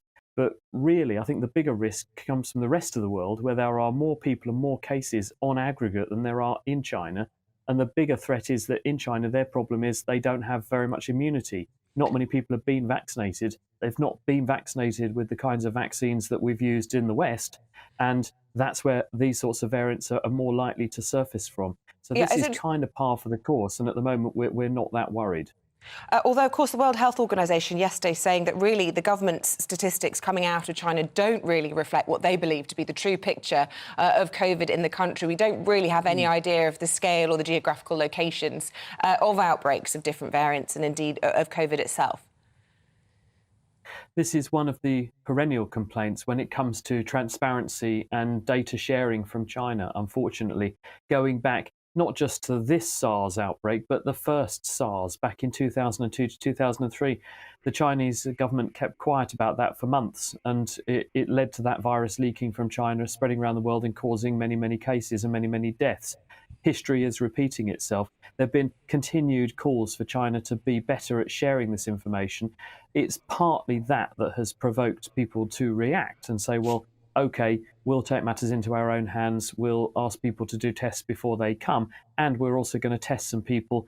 And in fact, we're going to test the wastewater coming off of aircraft, which have come from that geography, because what you've got in your body also goes down the lavatory. And we know we can use sewage samples as quite a sensitive marker for coronavirus infection. So if we test the aeroplanes, then we actually find out a good cross-section of what is circulating in country. And so by doing that, we get an idea as to what the genuine case is there with respect to the evolution of the virus. But just to return to the first point, which is that there are 6.5 billion people in the world not in China. Those people, most of them, have got immunity now, and they've also had a brush with coronavirus more than once. 90% of the UK population have been infected. This means the likelihood of evolving variants that can defeat vaccines and effectively take the virus in a new direction and cause new cases and possibly more severe disease is more likely to happen outside of China than in China. It doesn't mean we shouldn't be vigilant, but it does mean that we should be reassured by the fact that it hasn't happened yet, and therefore the likelihood of this happening overall is relatively low. So that's reassuring news. Keep calm and carry on. The reports in the papers of a return to masks, social distancing and even lockdowns. We're not anywhere near that stage yet, are we, though? No. We estimate, based on surveys that have been ongoing across the pandemic, that there's between 1 million and 1.5 million cases of coronavirus infection in the UK alone right now. And every week that's going on. So there are lots of cases, but what they're not translating into are consequences. Yes, we have got people in hospital, but at nothing like the frequency we would have done historically in the pre-vaccine era, with that sort of prevalence in the community, so that the link has been vastly weakened between cases and then people ending up in hospital. Nevertheless, we are still seeing a big pressure on the hospital system. We are seeing vulnerable people still ending up in hospital, maybe with COVID rather than because of COVID, but even so, it causes a problem with our healthcare because we're trying to do infection control, we're trying to stop patients spreading the infection in hospital, and this robs us of very valuable beds at the moment because we end up having to close parts of hospitals and parts of wards in order to control the problem. So it's still a thorn in our side, even though the number of people who are passing away from the virus remains thankfully very low. Yeah. OK, good to get your take. Dr. Chris Smith, virologist, joining us from Cambridge. Thank you. OK, and on a different note, we're joined by the legend, Paul Coit, to go through the sports. Actually, good morning. Busy night last night in the Premier League. Yeah, it was, very much. Let's start at the top, and our old friend Harry Kane back on form for Spurs. Absolutely, Harry Kane. I mean, so much talk around Spurs. Oh, it's a disaster. What's going to happen? Is Antonio Conte going to leave? And people wanting Daniel Levy out, and then it's all forgotten again now because they went away to Crystal Palace and won 4-0. Harry Kane got a brace, which puts him on 264 goals. For Spurs, which is 2 away now from Jimmy Greaves' record, the legendary Jimmy Greaves, greatest goal scorer in Spurs history. So he's 2 goals away from that record, which is going to come very soon. You know, funny enough, I was talking to his family just a couple of days ago and said he'd love it if it happens against Arsenal, which everybody else would, I should think, but that's a couple of weeks away. And knowing Kano, that might happen now. A busy night as well down the other end of the table where my team, Forest, had a superb 1-0 away victory. Only the second away goal of the season, so it's all coming good. Interesting when you say superb, along with 1-0 away victory and the fact that it was Southampton. But you know what? You've got to take what you can. It's all relative. It is relative, of course. 6 consecutive losses for Southampton, so they're still bottom. Nathan Jones, the manager that came in from Luton. Now, Nathan Jones has left Luton a couple of times. Left Luton to go to Stoke, didn't work out. Back to Luton. So he's left Luton again, gone to Southampton. 4 games now on the bounce that they've lost, and now people are shouting, or there's been fans shouting out, don't know what you're doing. So with Nathan Jones, they'll end up going back to Luton. We don't know, but it really isn't looking good for Southampton, so they're rock bottom at the moment. Forest up to 15th. I know. Getting a nosebleed up there, aren't you? I know, and the hope springs eternal, but I tell you, I think the Southampton gaffer needs to keep his Luton van on call, because at the final whistle, he was booed off. He was. You know, they're very, very unhappy down there. Tell us four games in, anyway. Tell us about Leeds West Ham, because West Ham 2-2. Obviously, co-owner David Gold, who passed away yesterday with West Ham. But, you know, do we see that as a good result? They've stopped the rot. I mean, they're having a terrible time. But away at Leeds, and Villa 1, Wolves 1 was the other result as well. Leon Bailey, right at the end, could have scored, and it was like a virtual open goal. I don't think it was quite as easy as so many people say it was, but, you know, open goal's an open goal, so they could have won it for Villa, but they didn't. Every point's precious, of course, for Wolves this time of the year. Now then, there's a bit of a scandal hitting the US soccer gaffer, Greg Berhalter. What's going on? A curious case of Greg Berhalter. Now, he admitted, this is a couple of days ago, put a statement out admitting to something that happened over 30 years ago, and during a drunken argument with his then girlfriend, who is now his wife and has been for over 25 years, and he admitted that he'd kicked her in the legs outside a club, and there was a huge argument. Anyway, this is a long time ago, so we're looking 1991. Now, for some reason, this resurfaced. So he's put this statement out. Now we're thinking, now what's going on? He's been contacted by someone who said that they were going to take him down. So we're thinking, is this blackmail? Is there something very strange that's going on? The reason this has come up now. Now the person that's actually given the story and went to the US football authorities about this to say, look, this man is not what he should be, not what this happened a few years ago, but we've seen him do this. Now, this is a woman called Danielle Rayner. Now, she's the mother of, stop me if because this is like Murder, She Wrote. She's the mother of Gio Rayner, who plays for Borussia Dortmund, young American talent, and also the son of Claudio Rayner, who used to play over here as well, and he's a terrific footballer. Now, Claudio used to play for the US team with Greg Berhalter. So they've known each other, and the families have known each other for a very long time. Now, Gio had not been behaving according to Greg with the US team. Greg told Gio, look, you're not going to feature, although he plays for Borussia Dortmund, you're not going to feature in the US team very much, only played a few minutes in the World Cup. So now the mother was very unhappy about this and what Greg had said about the son, that he was causing trouble within the camp, and has now gone to authorities with this story from 30 years ago to get her own back on. So it's a reheated revenge story, sour grapes, and you think he'll ride it all out?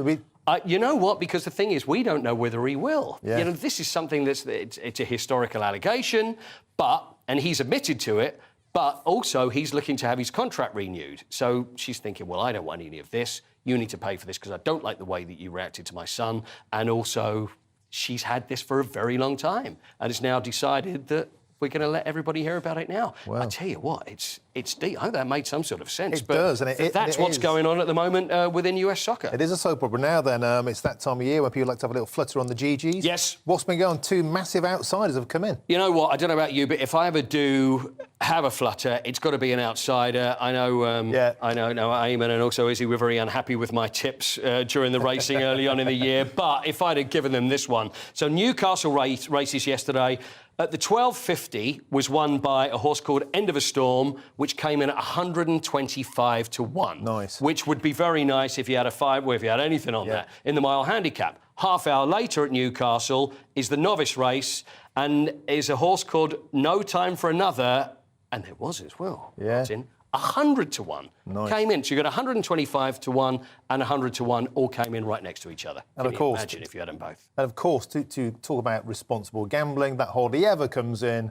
It's there because it's so rare. Although I did get a few quid on Forest last night to win, and I had a few quid on the Villa draw, so I'm feeling quite smug today myself. OK, what have you got? Maybe you might get 1 million to 1 on them getting Champions League. You never know that. Don't push it, mate. We're getting on so well there, Paul Coy. Thanks for all your input as ever. Thanks, mate. Cheers.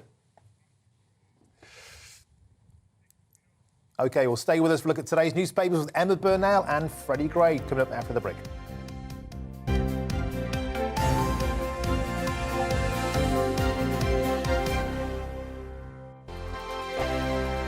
We are GB News, and we'd like to say thank you to each and every one of you for bringing us your conversations, for helping our great nation find its voice. We are here for you on radio, television, and online.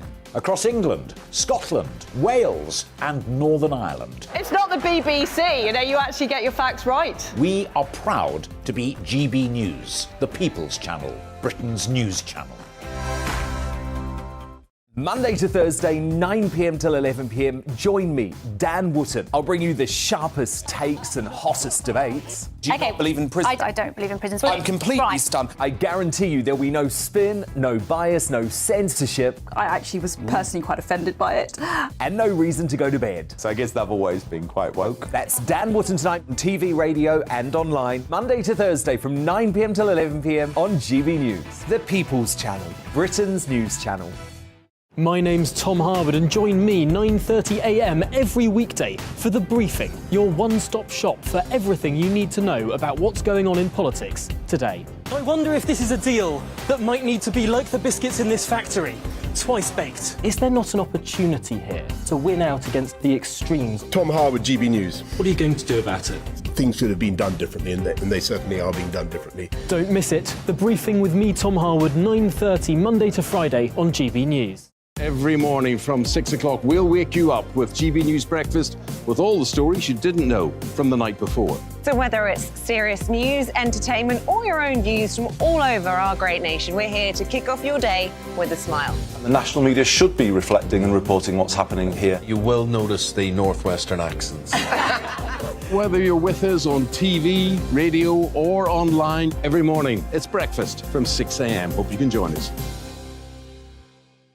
We are GB News, right across the nation. You can get us on television, on radio, on digital. We're absolutely everywhere. Amazing! You see, amazing! You remind me of me in the European Parliament. But here's the most important bit. We are not part of the mainstream establishment. We think and speak just like you do. We are the People's Channel. Magnificent. That's really, really thoughtful. Come and join us on GB News, the People's News Channel.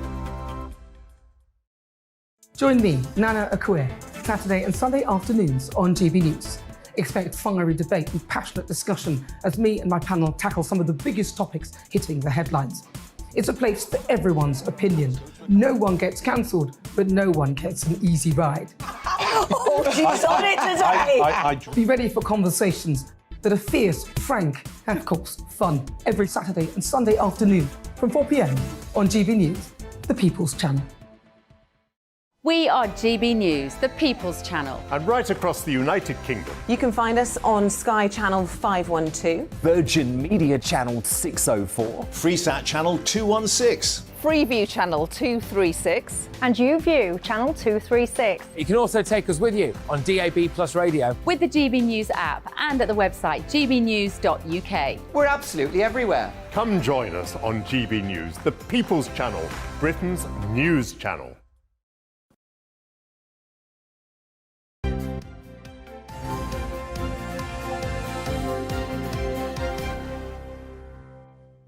It's 7:39. You are watching and listening to Breakfast with Isabel and Martin. Still to come on the programme this morning. Have you signed up to an online dating app? Well, be careful because romance scams are rife. We'll be speaking with someone who was scammed by the man of her dreams, and that's at 10 to 8. And another day, another rail strike. Today it's Azlev's go. It means many train companies will run no trains at all, and we'll have all the latest on that in the next hour. You can join in any of our discussions by emailing GBViews at GB News or tweet at GB News. It's really kicking off about Prince Harry.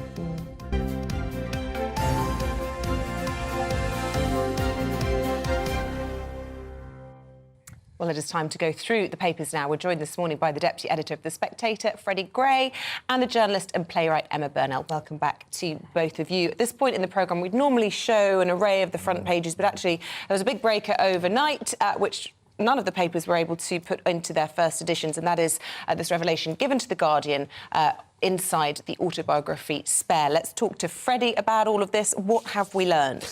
Well, we've learned that the brothers had a little tiff. And as I saw somebody saying on Twitter, it's as old as Cain and Abel, and that brothers do have arguments. It happened at Nottingham Cottage on the grounds of Kensington Palace. It was about Meghan initially, but also there was a little bit about Harry saying that William didn't understand how difficult it was for him being the spare rather than the heir. William said he just wanted to help, and then apparently there was a sort of clash. He gave him a glass of water. That's an important detail. Yep. Harry gave William a glass of water, which he drank to calm him down, but then charged at him with surprising speed and managed to topple Harry over. It seems, from looking at sort of online reaction to this, everybody is rather proud of William for managing to topple over Harry.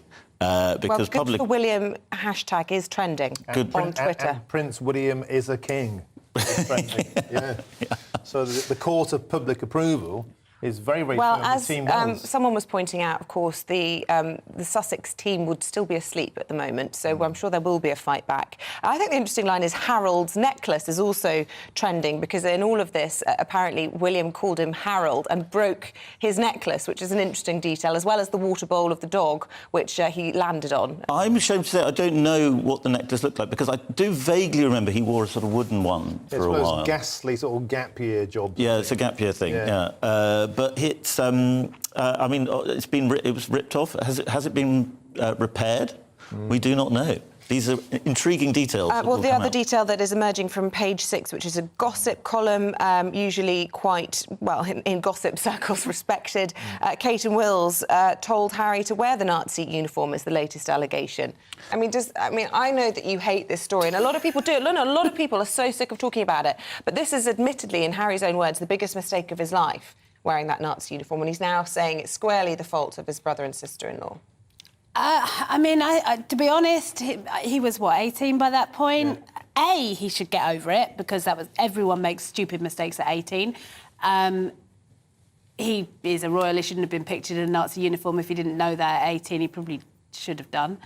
But it just all feels a bit pathetic. On all sides, but I mean, at the moment, the movement is coming from Harry, so he's being pathetic. I'm sure that when we get the backlash, I will think that's equally pathetic from the other side. It's his tattle, family crap. Of course, you're right, Emma. But it is interesting titillation, you know, I think the Nazi uniform is his big sin in kind of woke world, and that's what. Isn't it? And I think it was also the beginning of his journey into wokeism. Yes, because he committed a terrible sin dressing as a Nazi, and he decided to reinvent himself as his social justice warrior, and he's pinning his worst ever crime on his brother. I think it's an absolute disgrace. Well, at the very least, it's showing that he only does what he's told. He doesn't do anything of his own volition. I think he's quite a complicated, damaged person. I don't think he's the brightest person.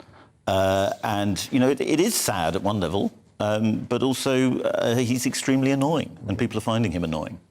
OK, let's get into the papers then, the published papers. Emma, this, again, a Guardian story. Our viewers will be going, what is going on? But this is about PPE gowns, and it's all about Michelle Mone.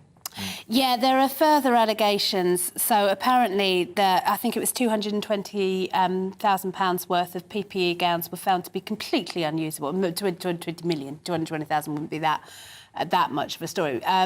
They were a batch were tested, and the vast majority of that batch were not up to the levels of hygiene standards that you would need to be able to use a PPE gown in hospital. Is that the fault of the Baroness, or is that the fact that everyone was panic buying this stuff, you know, at a time when the demand was huge, and they just got a dodgy supply? Well, no, I mean, she provided a dodgy supply and then tried to pass it off as I mean, whether she personally did it or the company that she is now clearly linked to, despite her protestations originally. They tried to flog them. They were substandard. They still tried to sell them. And they knew they were dodgy? Yeah, I mean, they should have been testing them. If they didn't know, they should have known. That's their job as a provider of medical supplies. OK, Freddie, let's get back to some more domestic politics. Front page of The Telegraph. I always find it unusual. The Telegraph is now parroting the line of Starmer. They seem to be Team Starmer, and that's because Labour are saying we will no longer be the party of big spending. You are quite right. That is very interesting, Telegraph doing this story, especially after Rishi's big speech, which a couple of other papers have splashed on. And it is another story, we've had a few of these recently, of Labour sounding very, very electorally smart. You know, they're putting back on their new Labour clothes. They are stealing a march on the Tories towards the right. Of course, the other part of this story, which is perhaps more true than anything else, is that it's actually a very similar speech, it sounds like, to what Rishi Sunak's going to say. The battle for the centre ground. It's the battle for the centre ground, and everybody's saying very, very sensible things. And, of course, when you're in opposition, it's much easier to say sensible things because you don't have to be tested on them. Yeah. But, I mean, I read from that, we're not the big party, the party of big spending. Well, that means we're the party of high taxation. Well, that is going to be the question to be asked, and I'm not sure Sunak's taxation plans are incredibly clear at the moment, but... Starmer's. Sorry, Starmer. But no, he's saying he's not the party of big spending, and therefore that wouldn't be the corollary wouldn't be high taxation. Oh, sorry. I think what he's trying to do, which I think is quite interesting, although very, very hard to make in a speech or actually in government, is move from that short-termist deal with the front headline, deal with the crisis, to actually what are the long-term changes that need to be made. And I think if he becomes Prime Minister, he may have 5 years, he may win a second term. But I think a lot of what they're talking about now is stuff that will not see real change until late on in any governmental term, because it is really both incremental but also fundamental change to the ways that things are run. So a lot of the stuff that came out in the Gordon Brown report about devolution, a lot of the constitutional change, moving the ways that our infrastructure works. I mean, infrastructure investment takes a really long time, but will be essential to rebalancing our economy. So I think it's quite interesting that he is both sounding nervous about talking about spending, which is, as Freddie says, right out of the New Labour playbook. You know, we're not going to be splash the cash, but also standing more confident about really fundamental changes to the way that things run. And I wonder, Freddie, if the fact you're quite right, you can't really put a cigarette paper between Starmer and Sunak at the moment. And I wonder if that may give an opportunity. We saw Richard Tice launch Reform's manifesto yesterday. Could they have a foot in, or is it just always going to be the big two that get voted through? I think there almost certainly is an opportunity for different parties, and these come back up. You know, I mean, UKIP very much had its fox shot by Brexit, and the sort of Tories regained a lot of ground because of that. And, you know, you hear it in America, you hear this term, the uni party. That's what we have in this country to a large extent. And, of course, that opens up opportunities left and right for other politicians. Yeah. OK, Emma, let's turn to a story of yours now. We covered a story on GB News earlier, tragic story about a gentleman whose wife couldn't get an ambulance for 16 years. We've been talking a lot about the effect of the paramedic strike and the effect on public opinion. Tell us about your story from the front page of the Mirror today. Well, this wasn't the paramedic strike, this was Christmas Eve. Yeah. This chap was suffering from ill health. They called 999. He was initially listed as a grade 5 emergency, which means that you get advice from a nurse down the line. He was still unwell several hours later. They called again. He was upgraded to grade 2. But unfortunately, they could not get, Westminster Ambulance Service could not get an ambulance to him in time, and he sadly died on Christmas Eve. It's one story, it's one family's tragedy, but it is emblematic, I think, of the way that people are just not feeling able to trust that they have confidence that our emergency services will serve them in emergencies, and that's a terrifying thought. Yeah, I think it's fair to say, Freddie, that the NHS, I think, is going to become the central battleground of the next general election. It already is, but the strikes, I know this wasn't because of the strikes, but sorting out the pay rise of the NHS, we're talking about no more big chequebooks, but surely Labour are in the pocket of the unions, and the nurses, that was 17.9% that the Royal College of Nursing is after, that will break the bank. So how can Starmer balance pleasing the unions and playing the NHS political card without getting a big chequebook out? Well, I think the way he can do it is by just constantly criticising the government, which is an easy thing to do in opposition. Again, I mean, the Tories have... Freddie, I'm going to interrupt you. I'm terribly sorry. We're just seeing the first images of the coffin carrying the Pope Emeritus, Benedict XVI, being brought down the steps from St Peter's Basilica into St Peter's Square. It is just 40 minutes now until the start of that funeral, which, of course, will be watched on these live feeds coming to us from the Vatican by millions of people around the world. He died at the age of 95 in this incredibly unusual situation when we have a living Pope who will conduct the Mass, the funeral for him today. Two men of completely contrasting characters and papacies. Freddie, I'm interested in your take on all this. You used to be the editor of the Catholic Herald, I believe. Deputy editor, but thanks for the promotion. No? OK, sorry. But, you know, this is a momentous day, a historic day. One notable fact, the highest British representative that's being sent is Gillian Keegan, our Education Secretary, and no senior royals. Were you surprised to see that? It is interesting, and actually Biden's not going. And if you look back, if you remember back John Paul II's funeral, that was every single world leader had to be there. He's obviously a retired Pope, Pope Emeritus, but it is interesting that it's a lower key affair in many ways. For world leaders, if you look at the public reaction, Pope Benedict meant a lot to a lot of people. And one thing that struck me, this is going to sound slightly morbid, but bear with me, is seeing the corpse lying Absolutely, yeah. which is really, for me, that's the line between Protestantism and Catholicism. If you look at the Queen was obviously inside her coffin. I think British people would have been horrified to see her corpse. But actually, for Catholics, it's an important tradition to see the dead body, and it's quite a spiritual thing. So I thought that was a very interesting element to it. Pope Benedict was, when I was at the Catholic Herald, Pope Benedict was elected, and he's an extraordinary figure. I mean, I rankle very much at all the kind of, he was a Nazi sympathiser. That's rubbish. Nonsense. He was briefly. Yes, he was born in Bavaria, and it was just commonplace then. Exactly. He found it all appalling. And he was a very, very interesting, profound spiritual thinker. He was too much of a scholar to be Pope. He wasn't actually, he's called Rottweiler, He wasn't actually a Rottweiler. He found it all overwhelming, and he thought, I'm not the right person to do this. I'm going to spend the rest of my life in prayer, which he did. And very interesting, I think, he had a lot of pressure to criticise the current Pope because there are huge splits in the Church. He really avoided that pretty much. I mean, it's pretty well known, I think, now that he disagreed with a lot of what the Pope was doing, but he never came out, denounced him. He always tried to support him in public. And yet they stayed great friends, didn't they, despite their differences? They had a friendship, they had a relationship, yes, but I think they did have a different vision of the Church. They had different ideas about marriage, and there are splits in the Church. That's very well known. But I think this idea, another thing that Benedict is accused of, sort of covering up paedophilic abuse in the Church. Again, that's unfair. He was, as at the Congregation for the Doctrine of Faith, which is sort of department that dealt with that, he was the person who sort of called out the sickness of it for a long time and really tried to get to the bottom of it. So it was a major scandal for the Church, which he actually handled quite well.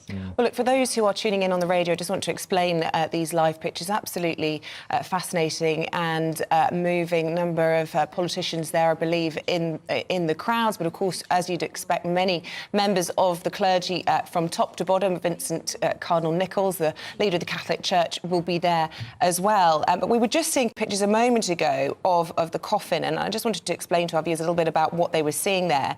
He's going to be buried in the traditional triple coffin. It's a casket made of cypress wood, then enclosed by first zinc and then by a further wooden coffin. And I think in the splendour and the grandeur of the Vatican, it's incredibly simple, isn't it, Freddie, to look at that?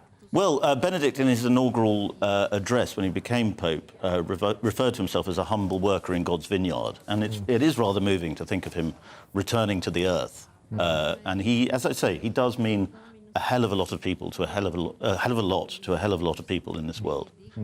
So I think it's very good that you're covering it.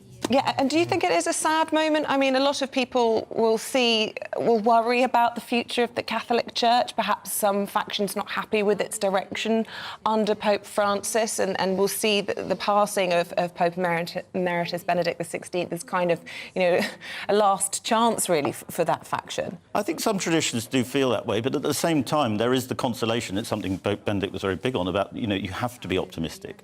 His first papal encyclical was called God is Love. And it was a very cheerful and kind of beneficent vision, Christian vision, of what Christianity is. So I don't think Christians despair, because ultimately it's up to God, it's not up to us. Well, look, we will be keeping an eye on those live pictures. As I say, we're just over half an hour away from the beginning of that funeral. We're expecting it to be conducted in Latin, as was his wont, and I suppose tradition very much when it comes to papal funerals. As I say, keeping a close eye on all of that for you. And we'll also be looking at all of the big stories here in the UK. We'll be back after this very short break. See you in a moment. He's the king of breakfast TV, and he's back and returning to his throne. This is Breakfast on GB News with Eamonn, Holmes and Isabel Webster. Good morning. It's my favourite. Oh, right. Set your alarms. Eamonn Holmes back on GB News Breakfast on the 9th of January at 6 a.m.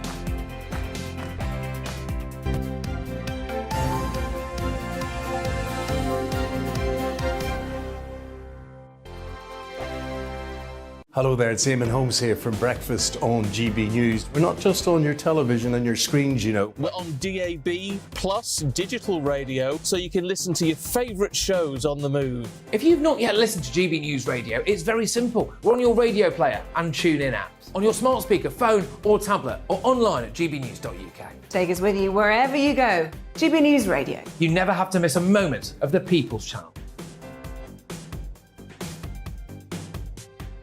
Monday to Thursday nights on GB News. At 6, it's Dubes & Co. 7 o'clock, Farage.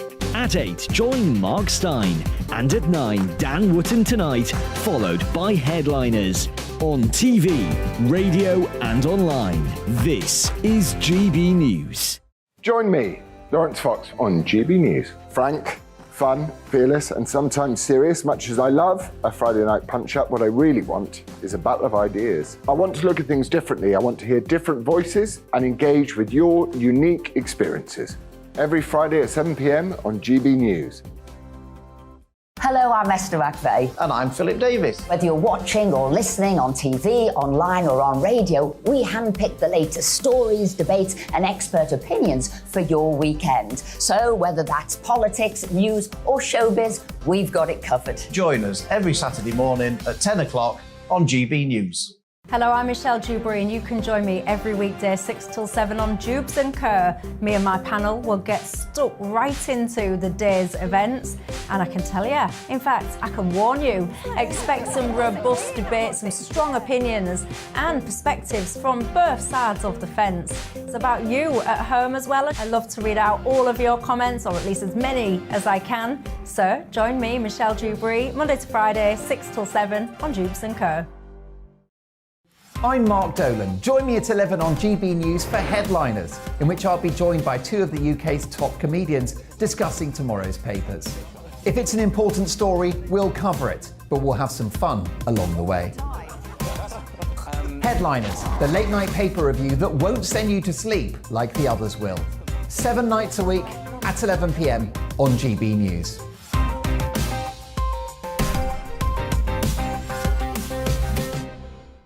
Monday to Thursday on GB News, it's Bev Turner Today from 10 a.m. We're going to be here for you, our GB News family, to keep you up to date, but also make you smile. The guy went from puberty to adultery. And I can't wait to bring a few of my own opinions. I have no time for cultural totalitarianism. We'll engage in passionate, but always polite debate, with your thoughts and opinions at the centre of it all. Only on GB News, the People's Channel, Britain's news channel.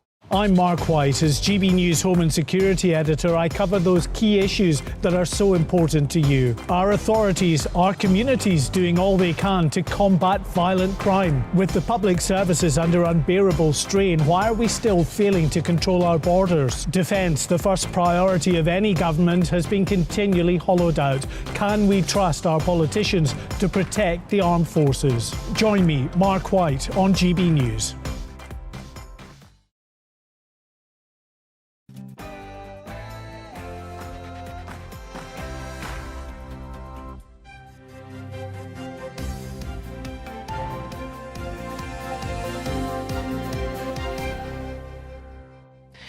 Prince Harry claims he was physically attacked by his brother William in a leaked extract from his new book. Good morning, it's 8 o'clock on Thursday, the 5th of January. This is Breakfast on GB News with Isabel, Webster and myself, Martin Dorby. And here's what's leading the news this morning. In his new autobiography, Spare, Prince Harry says he was knocked to the floor by Prince William in London in 2019 during a physical row over his relationship with Meghan. What other damaging revelations can the royal family now expect? Elsewhere, in a major speech later today, Labour leader Sir Keir Starmer will promise a decade of national renewal if he wins the next general election. But the party will not be getting its big government chequebook out again. And these are live pictures from the Vatican this morning ahead of the funeral of Pope Emeritus Benedict XVI that's taking place in around half an hour in Rome, presided over by his successor, Pope Francis. We'll be taking a look back at his extraordinary life and legacy. And the cross-party committee of MPs said a war effort is needed to insulate homes to help reduce carbon emissions. We'll be speaking to the former CEO of Energy UK later this hour on this topic. And we love to hear from you. Lots of you have been getting in touch on a whole range of topics this morning. Do so via Twitter or email gbnews@gbnews.uk.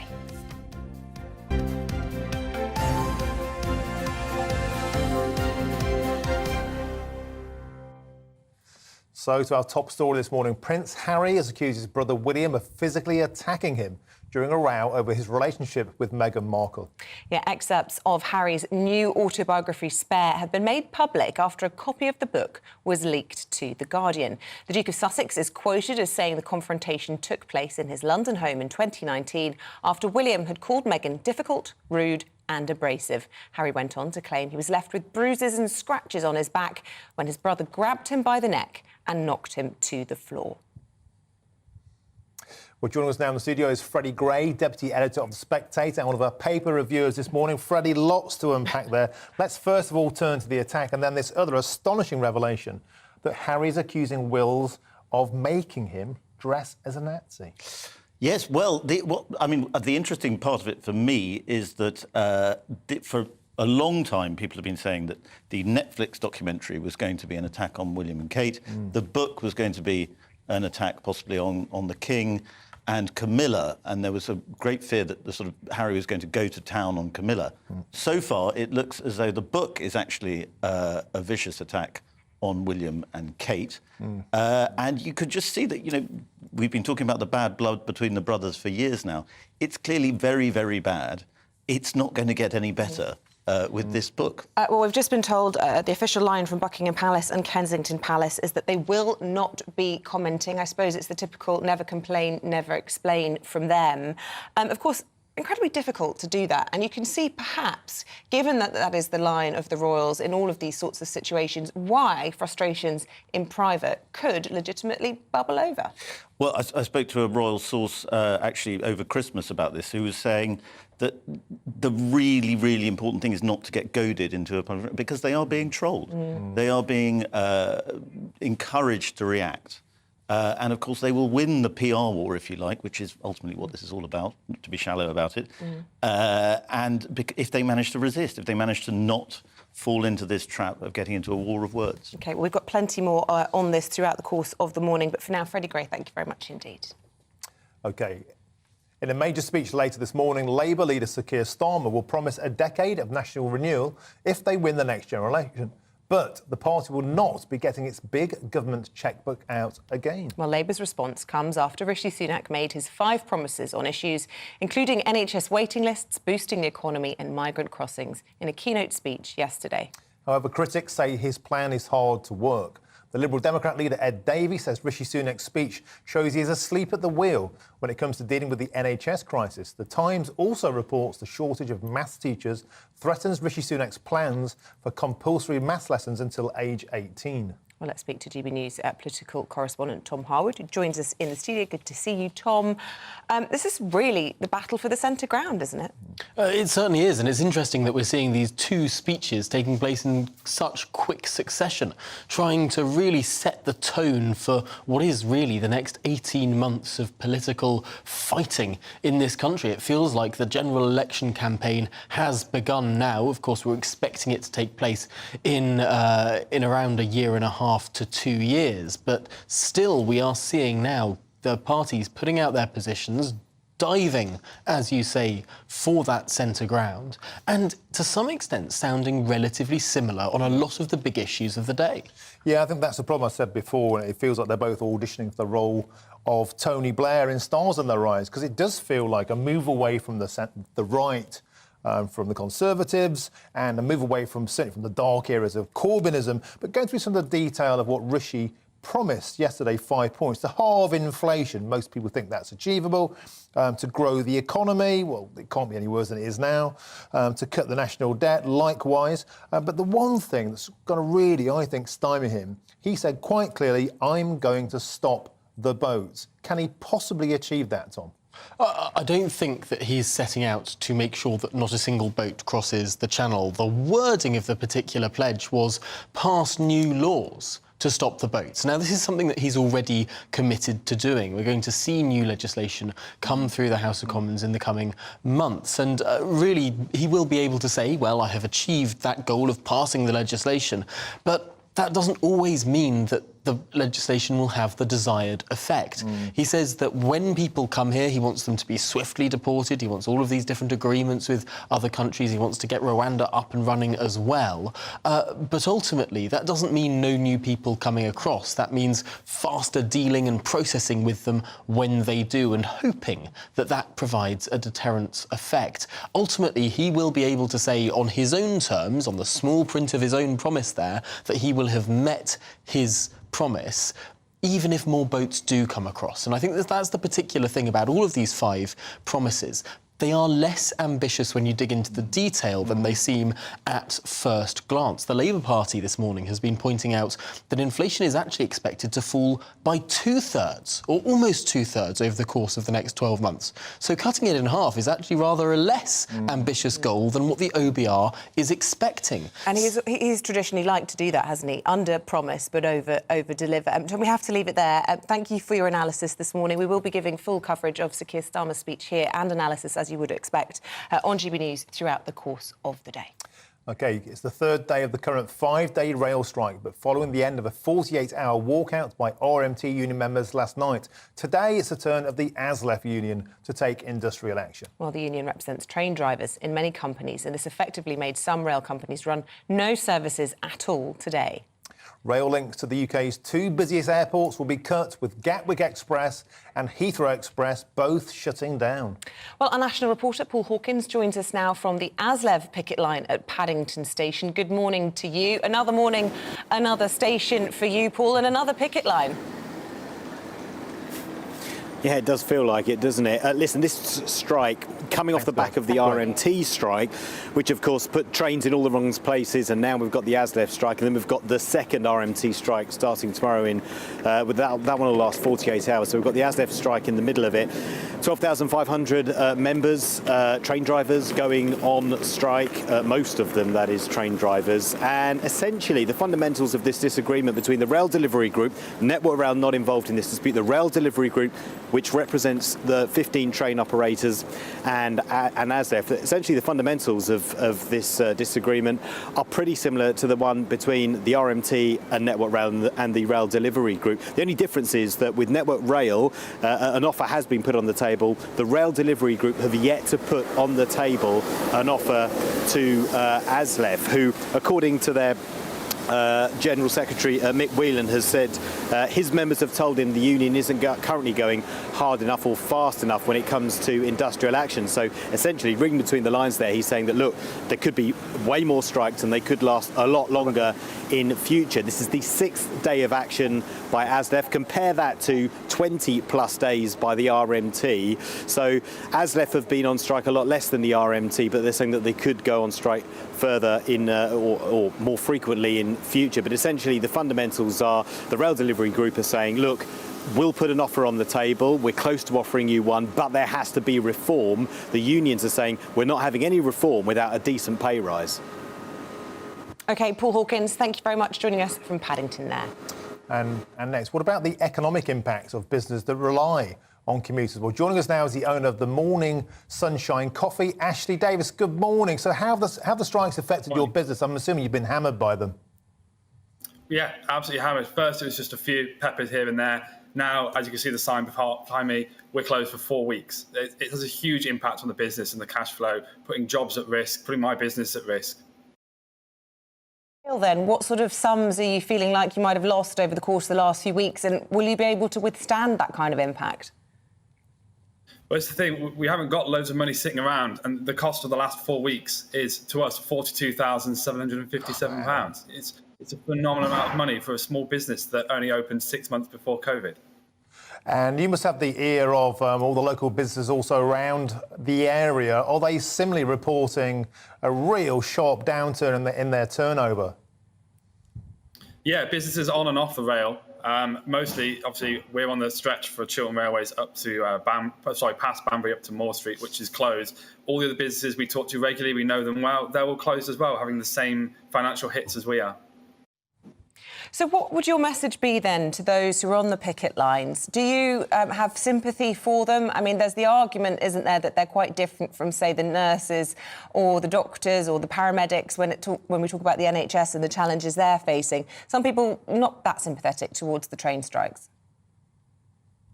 Yeah, we support their right to strike. We think, it definitely helps. We just want people to think when they are making that decision to ballot to strike. Think about us, think about the small businesses that are suffering the financial loss. We don't have access to these funds that the RMT have to support their workers through strike action. We have 12 employees. Their jobs are on the line at this point. We can't sustain another strike like this. The business will collapse.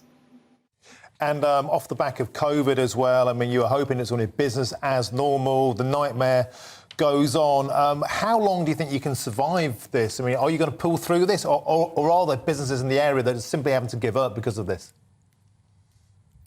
There are some that have already given up because of this. Yeah, they just can't. They haven't got the financial, money to sit on that they can spend now. When it comes to it, we don't get rent relief for these periods. We've just paid our rent. We paid to be closed. There's no one here at all. Normally, there's hundreds of people here. We can't afford to do this again. It completely depends on what the next sort of action is and whether there are more strikes coming, like the reporter just said. If that is the case, we have to seriously look at whether we need to close the business. Well, Ashley Davis, owner of Morning Sunshine Coffee, we wish you the very best of luck, and everyone in the area, please get down there, get your coffees, get your treats from you. Please, we hope you pull through. Thanks for joining us this morning. Thank you. OK, let's bring up to date now and all the rest of today's big stories. So thousands are flocking to the Vatican before Pope Benedict XVI's funeral in around 15 minutes' time. More than 60,000 people are attending the service in St Peter's Square. The Pope has been lying in state since Monday. It is the first time in 600 years that the current Pope will preside at the funeral of a predecessor. A professor of historical theology, Massimo Fagioli, says this is an important moment. And the European Union is urging member countries to test the wastewater in airports where passengers arrive from China.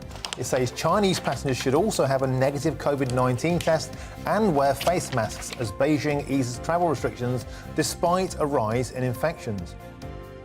Travellers face a third consecutive day of rail disruption, as we've been discussing, as members of ASLEF walk out today. Union members at 15 rail companies will strike in a long-running dispute over pay. There are reports the Prime Minister could introduce legislation to enforce minimum service levels during industrial action as soon as later today. New car sales have sunk to their lowest level in 30 years. Preliminary data shows that around 1.6 million were registered here in the UK in 2022, a quarter below pre-COVID levels. Supply shortages of items such as semiconductors are being blamed, driven by COVID lockdowns in China.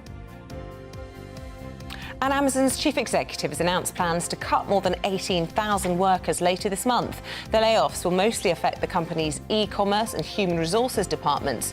It amounts to 6% of Amazon's corporate workforce, but it hasn't announced yet how many of those jobs will be in the UK.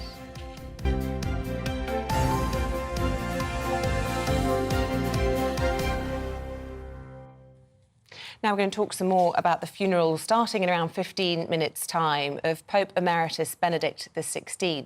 But we're going to focus on Westminster Cathedral, first of all, where our news reporter Ellie Costello is this morning. Of course, this is the most senior place in the UK for the Catholic Church. What is the mood there? Many people, I presume, will be laying flowers and perhaps going there to pay their respects to the late Pope. Yes, exactly. Good morning to you both. We have already seen a steady stream of people head into Westminster Cathedral behind me, which is described as the mother church of the Catholic Church in England and Wales. I'm sure we're going to see similar scenes here throughout the morning as that funeral is due to start in St Peter's Square in the Vatican City in about 15 minutes' time. And over in Rome, we've seen thousands upon thousands of people flock into St Peter's Square since the early hours of this morning. Some people started queuing last night. We've been told that the funeral today will be a very simple affair. That is apparently what Pope Benedict requested, which is very true to character for him. But this is a funeral for a former pope in the Vatican City. city. So, of course, it is going to be a beautiful and very opulent affair as well. 3,500 priests are reported to have flown in from all over the world alongside Catholic believers from across the globe and cardinals too.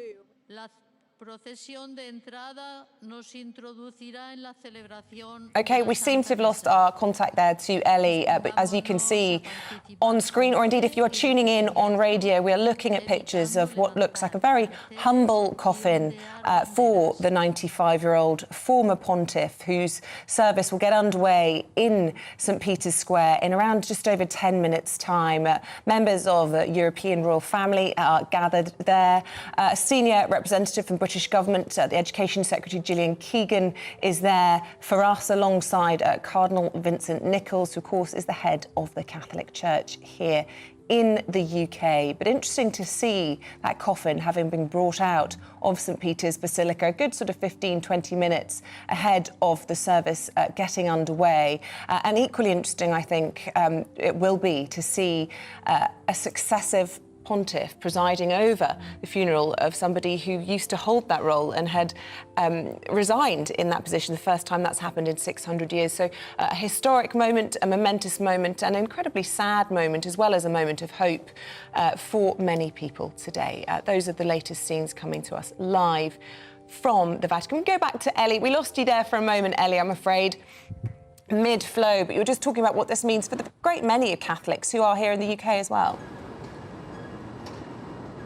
Yes, 3.8 million Catholics here in England and Wales. It's almost 9% of the population, and 1 billion Catholics around the world. So as you say, this is going to be a sad but poignant moment for them, saying goodbye to a man that led the Catholic Church for almost 10 years. And that outpouring of love has been so obvious in the past few days as Pope Benedict has been lying in state. It's estimated by the Vatican that 200,000 people filed past his body to pay their respects. Now, in terms of the funeral today, we know that the only official delegations that have been invited are Italian delegations and, of course, Germany as well, which is where Pope Benedict was born. But we also know that King Philippe of Belgium, the King and Queen of Spain, and the leaders of Poland and Hungary are expected to be at the funeral as well. Gillian Keegan, the Education Secretary, she'll be representing the UK at the service today, and he will be laid to rest, Pope Benedict, in the Basilica of St Peter's Chapel, which is where Pope John Paul II was laid before him, his predecessor. And a moment in history for the Catholic Church as well, because Pope Francis, the current Pope, will be presiding over this funeral. OK, Ellie, thank you very much indeed. Well, from Westminster Cathedral to the former Associate Editor for the Catholic Herald, Madeleine Tehan, who is joining us now on the line. Tell us, how do you feel about the funeral today? You know, I feel obviously a sense of sadness, but I also think it's a really wonderful thing. And as much as I think due to Benedict's resignation, it was quite abrupt, quite shocking and quite painful for some Catholics. But I think this is actually an opportunity for them to finally say their goodbyes and pay their tributes to Pope Benedict, because despite the fact that his papacy was relatively quite short, I think he proved to be a pope who surprised us all in many ways, who was much loved, much admired, and people just want to give him a really beautiful send-off to thank him for his service to the Church. And Madeleine, what do you think the shockwaves will be in terms of the ideology of the Catholic movement? Because the former Pope and the present Pope have very different outlooks, didn't they, where the Church should go? I mean, they did have different outlooks, but I think that, you know, there's this sort of propensity to talk about Benedict, this hardline conservative, which sort of whiffs of a tribalism, which I don't think he was really about. Yes, he was conservative with a small c, but more than that, he was just authentically Catholic and a very, very deep thinker. So I think obviously certain sections of the Church will be particularly bereft, but I think that he was appreciated actually by all wings of the Church because of his great mind more than anything else, and also because what we've been learning about his personality more and more, which is coming back again these past few days, was his humility, his gentleness, and his willingness to listen and just his absolute love of dialogue. And I suppose also his willingness to fade into the background after that sort of unexpected and abrupt resignation. There could have been a temptation as a serious academic and, as you say, a deep thinker, and as somebody to have held the most senior post, there could have been a temptation to meddle, to interfere. But in fairness to him, he did let Pope Francis lead in the way that he has wanted to. Yes, absolutely. I think that Benedict was craving that solace, that quiet life, and was very happy to retreat into sort of literally a monastic life. He didn't say very much at all. He allowed Pope Francis to lead. And I think, once again, despite the sort of rather sometimes simplistic stereotypes of Pope Benedict, he wasn't a Rottweiler. He was this quiet man who retreated. Occasionally, there would be coverage about something that he'd said or a small interview, but he really did allow Pope Francis to lead, and I really, truly believe he was happy to do so. Well, for those of our viewers who are actually listening on the radio this morning, I do urge you to try and at some point have a look at the pictures, because they are stunning, coming to us from the Vatican this morning. And I think it is really the contrast. There we're seeing the pictures of Pope Francis in a wheelchair being brought into St. Peter's Square to begin, I presume it's only about 8 minutes until the service begins, to begin celebrating the funeral mass of Pope Emeritus Benedict XVI. But I was just going to talk about the contrast between the splendour, the grandeur of the Vatican and the simplicity of his coffin. I understand that the Pope Emeritus is lying in a casket made of cypress wood, which is then enclosed by first zinc and then by a further wooden coffin. There's so much symbolism, is there not, in all of this today? Yes, there's a huge amount of symbolism, and it was, as we've touched upon many times now, that his request that it would be simple. But I also think it's testament to the fact that, significant people across the world, heads of states, royalty, have chosen to attend just through their own free will in a personal capacity, because he was so admired and so respected.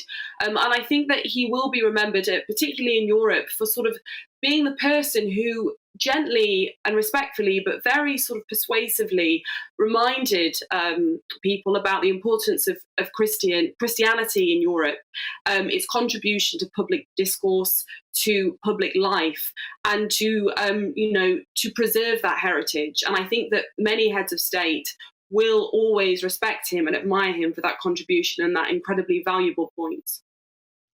OK, Madeleine Tian, former Associate Editor of the Catholic Herald, thanks for your input this morning. Yeah, absolutely extraordinary scenes there to see the Pope incredibly movingly being wheeled there into St. Peter's Square. We're keeping a close eye on those pictures, bring you all the latest on that. And all the rest of our stories, including on Prince Harry, has been making yet more explosive allegations against the royal family, this time against his brother William, who he claims knocked him to the floor. See you in a moment.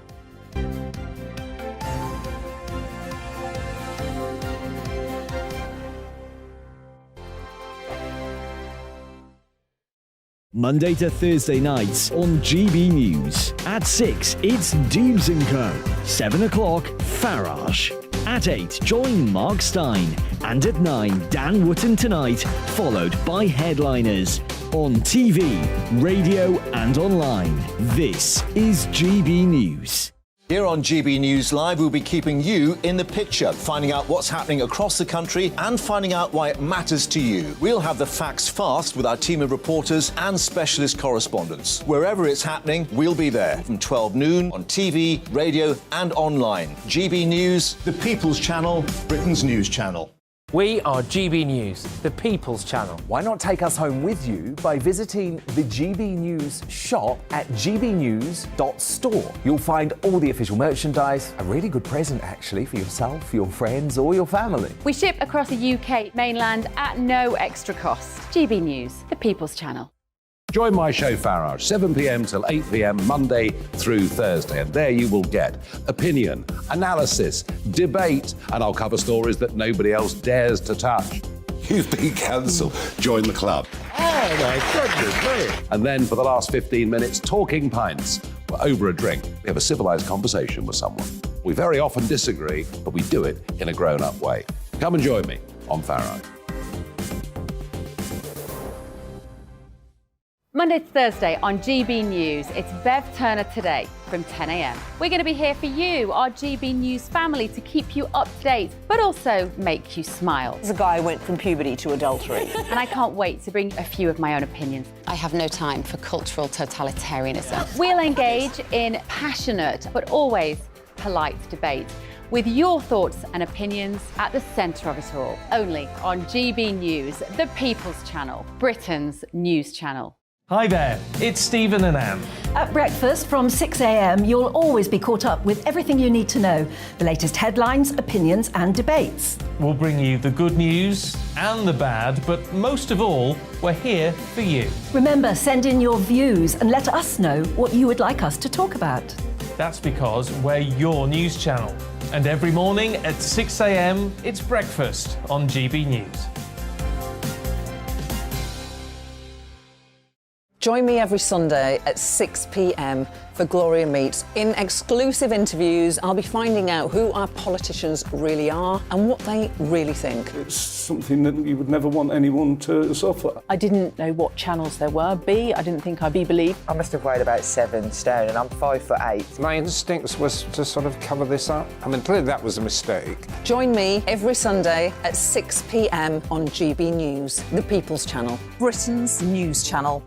Hello, I'm Simon Evans. Join me on GB News for Headliners at 11 p.m, where I'll be joined by 2 of the country's top comedians as we take a look at tomorrow's newspapers tonight. If it's a big story, we'll be covering it, I guarantee, but we'll also have some fun along the way. That's GB News Headliners at 11 p.m. We won't put you to sleep, unlike some of the other paper review shows out there. So join us, 11 p.m, 7 nights a week.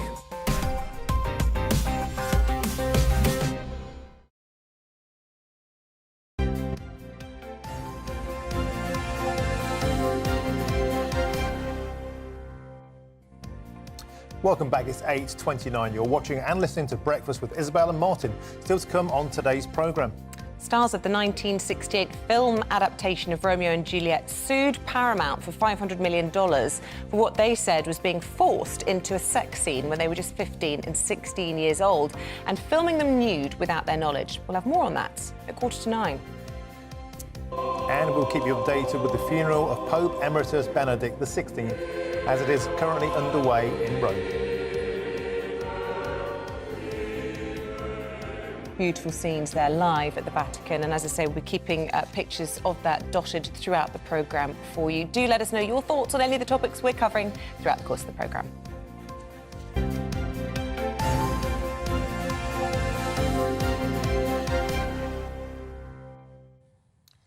Well, more now on our top story this morning, and both Buckingham Palace and Kensington Palace are refusing to comment after Prince Harry accused his brother William of physically attacking him during a row over his relationship with Meghan Markle. Excerpts of Harry's new autobiography, Spare, have been made public after a copy of the book was leaked to The Guardian.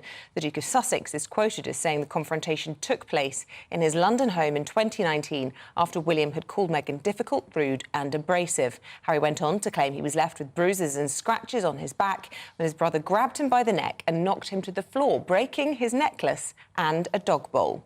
Well, joining us now is royal author and former minister and Privy Councillor Norman Baker. Hello again, Norman. So, more bombshells. This book was meant to be under multi-million-pound lock and key security. That's been broken. The Guardian have it. We have the revelation about the physical assault and then fresh allegations about that Nazi uniform. This is a nightmare for the palace, isn't it? It is, and I don't quite know what Harry thinks he's going to achieve by all this, because watching your dirty linen in public is never very edifying under any circumstances, and it can only do damage both to Prince Harry, I think, and to the royal family more generally. So what does the royal family do here? We're told by Buckingham that Buckingham Palace and Kensington Palace will not be commenting about these latest allegations. You know, an incredibly difficult policy to take, is it not, when the reputation of the heir to the throne is thrown into question in this kind of way? Well, if they respond, they're dragged into it. If they don't respond, they allow the allegations to stand without being refuted. So it's a very difficult situation. I suspect the allegations are probably true. I mean, William has got a short fuse. He's known to have a short fuse, and what that particular allegation has made is probably right. But do you really want to know all this? And these things happen in families. We don't need to know all about these matters. It's interesting, Norman. We've been flooded with comments today on the GB views, and it has to be said, there's not a single person supports Harry. Everybody is saying this is quite normal. These are normal family spats. On Tuesday, he wanted his brother back when you were in doing the newspapers. Today, this. There's no way back, is there, after this? No, and he said he wants his father and brother back. I mean, you don't get your father and brother back by slagging them off in public in the way that he's done. I mean, his idea of getting his father and brother back appears to be that they make a complete confession, in his terms, that they were wrong, that they apologise in public for how they've treated him and Meghan. It'll all be okay. I mean, holding a gun to their head and expecting them to say what he wants them to say, it's never going to happen in a million years. Norman Baker, thanks for joining us again this morning. I'll see you in the studio again soon, my friend. Cheers.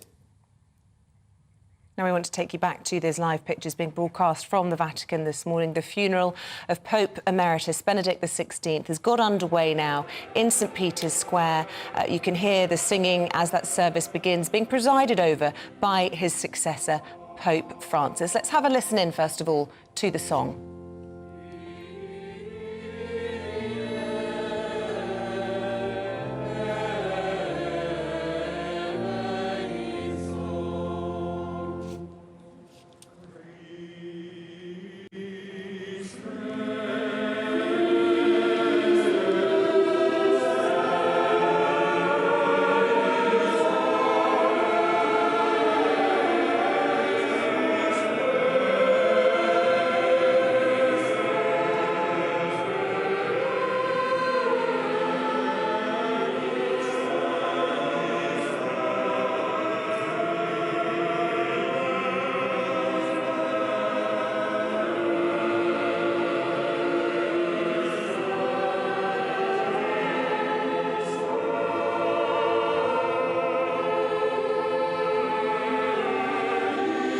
So incredibly moving and beautiful scenes there from St Peter's Square. Members of European royal families, indeed from Spain and Belgium, believed to be among those in the crowd, as well, of course, as senior members of the clergy. Our own Cardinal Vincent Nichols there representing the British Catholic Church.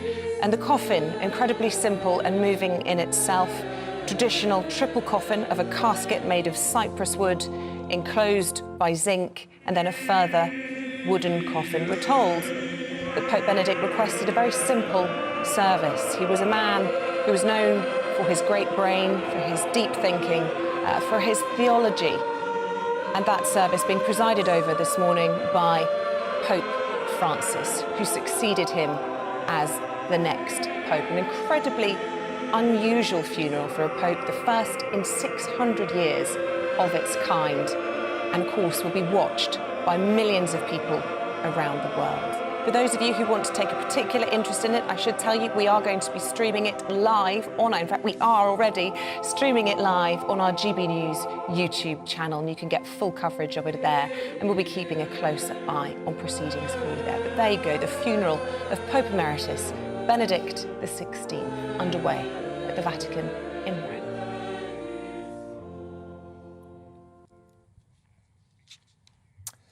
OK, a cross-party committee of MPs says a war effort is needed to insulate homes and wean the UK off of fossil fuels. The Environmental Audit Committee recommended a national mobilisation to improve energy efficiency standards in homes and to accelerate the transition towards net zero. Joining us now is former CEO of Energy UK, Angela Knight. Good morning to you, Angela. So I think most people in principle would totally agree with the idea they would like a more insulated home. But here's the big question. Who's going to pay for it? Well, already there is, of course, a programme. It's been going for years. I think they call it the ECO, the Energy Company Obligation. And that is money that is particularly used for properties such as those in housing association or those in council ownership, where there are some really bad properties, as we know from that. I suppose it's 1960s build. It's that sort of time where a lot of our housing was built and was poorly insulated. So yes, there's a programme underway at the moment, and there's grants that you and me as individuals can get if we're on low incomes. But what tends to happen is that some of those grants and some of those programmes They don't go particularly fast. People don't take them up. They don't want the disruption. And so there's that needs to be dealt with as well. How do you make it really attractive for people to say yes? And how do we make the money and the programmes go much more smoothly? So I'm in agreement with what they propose. I think there's a task force being set up, and that's a good idea. But I do know that when some of the programmes have been thought through, they haven't had everybody at the table. And by that I mean, you need the builders, you need those who are the sellers of the materials, you need things like the councils, you need the housing associations, you need everybody around the table. So then you get something that works for people, can be done pretty quickly, because some of this does need to be done pretty quickly. And I think that'll be a good accelerator of what we want: better insulated homes, lower bills. Angela, well, talking of which, that's my next question. So can you explain to us why it is that at present the price of crude oil and gas and gasoline, diesel, is lower than it was when the Ukraine war started, yet prices are still so high? Why is there this huge lag, and when will prices come down? Yes, well, they will come down.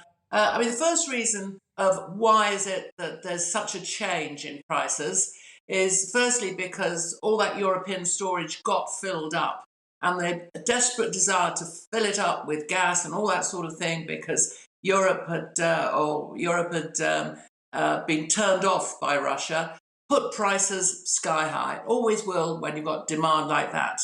And then we get into winter, and people are looking at the forecasts of winter, and they're seeing, it's going to be cold for a few months, and so that keeps prices high. Then, of course, we have a really cold spell, lot of fright, and now we can see what is going to happen, and that is we're in for a warmer winter than expected, and one where much more electricity, if the wind continues to blow, can be powered by wind.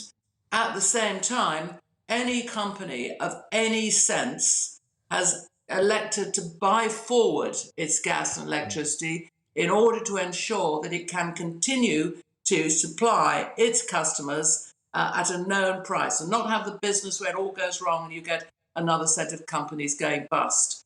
So we will start to see the prices fall probably relatively soon. By that I mean into 2023. We're already in 2023. Pardon me that, but sometime during the first quarter of 2023.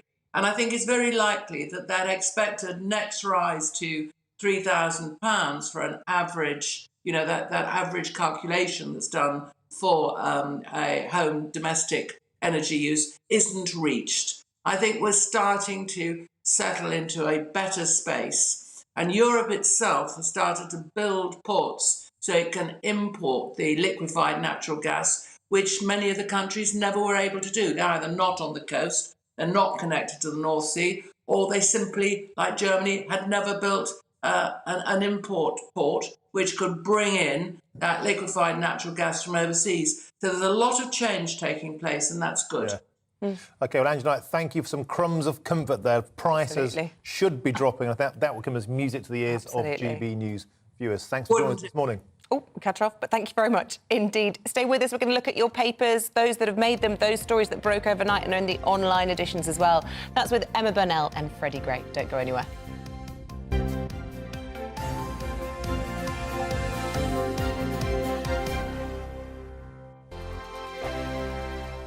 We are GB News, and we'd like to say thank you to each and every one of you for bringing us your conversations, for helping our great nation find its voice. We are here for you on radio, television, and online, across England, Scotland, Wales, and Northern Ireland. It's not the BBC, you actually get your facts right. We are proud to be GB News, the People's Channel, Britain's news channel. Monday to Thursday, 9 p.m. till 11 p.m. Join me, Dan Wootton. I'll bring you the sharpest takes and hottest debates. Do you not believe in prisons? I don't believe in prisons. I'm completely stunned. I guarantee you there'll be no spin, no bias, no censorship. I actually was personally quite offended by it. And no reason to go to bed. So I guess they've always been quite woke. That's Dan Wootton tonight on TV, radio and online. Monday to Thursday from 9 p.m. till 11 p.m. on GB News. The People's Channel, Britain's news channel. My name's Tom Harwood, and join me 9:30 a.m. every weekday for The Briefing, your one-stop shop for everything you need to know about what's going on in politics today. I wonder if this is a deal that might need to be like the biscuits in this factory, twice baked. Is there not an opportunity here to win out against the extremes? Tom Harwood, GB News. What are you going to do about it? Things should have been done differently, and they certainly are being done differently. Don't miss it. The Briefing with me, Tom Harwood, 9:30 Monday to Friday on GB News. Every morning from 6 o'clock, we'll wake you up with GB News Breakfast with all the stories you didn't know from the night before. So whether it's serious news, entertainment, or your own views from all over our great nation, we're here to kick off your day with a smile. The national media should be reflecting and reporting what's happening here. You will notice the northwestern accents. Whether you're with us on TV, radio, or online, every morning, it's breakfast from 6 a.m. Hope you can join us.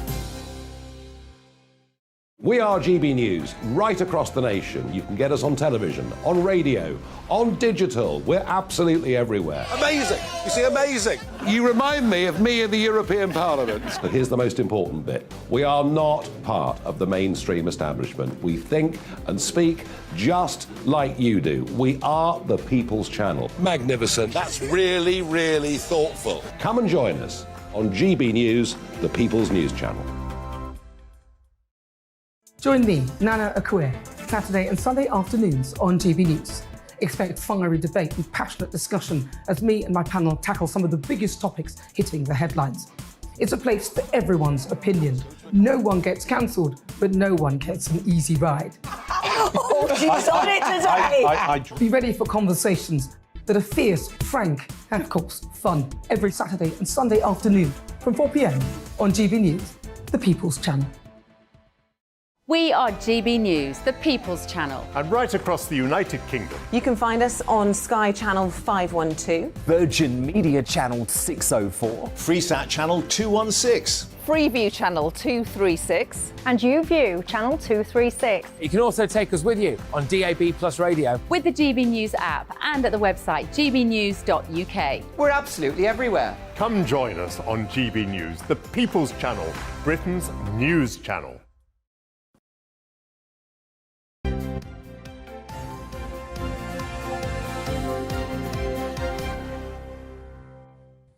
Welcome back. We're going to go through the papers now, joined by the Deputy Editor of The Spectator, Freddie Gray, and the journalist and playwright, Emma Burnell. Welcome back to both of you. And it's fortuitous, Freddie, that we have you, because you were once the Deputy Editor of the Catholic Herald. And we're going to bring up the live picture now from the Vatican, because in the last 15 minutes, the funeral has got underway of Pope Benedict XVI. Your thoughts, first of all, Freddie?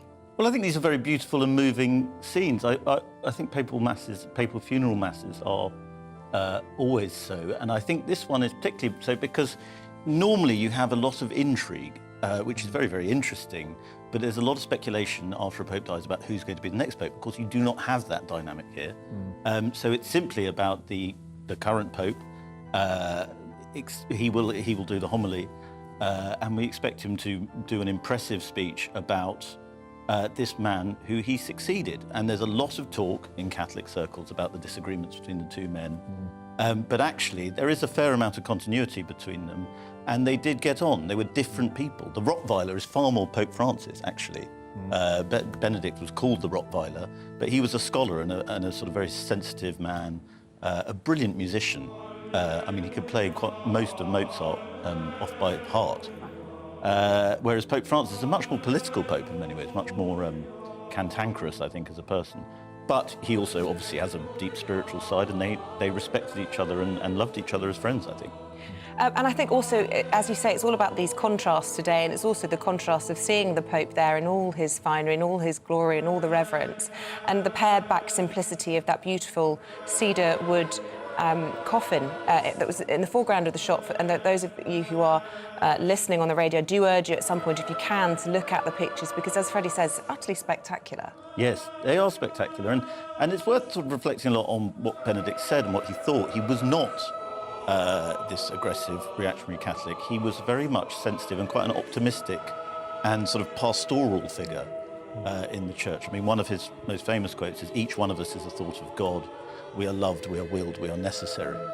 And I think that is what he was really about. It was about the Christian mission to love humanity through God. And that's not often what we talk about with the Catholic Church. We talk about sex scandals, corruption, and so on. And of course, there are those problems.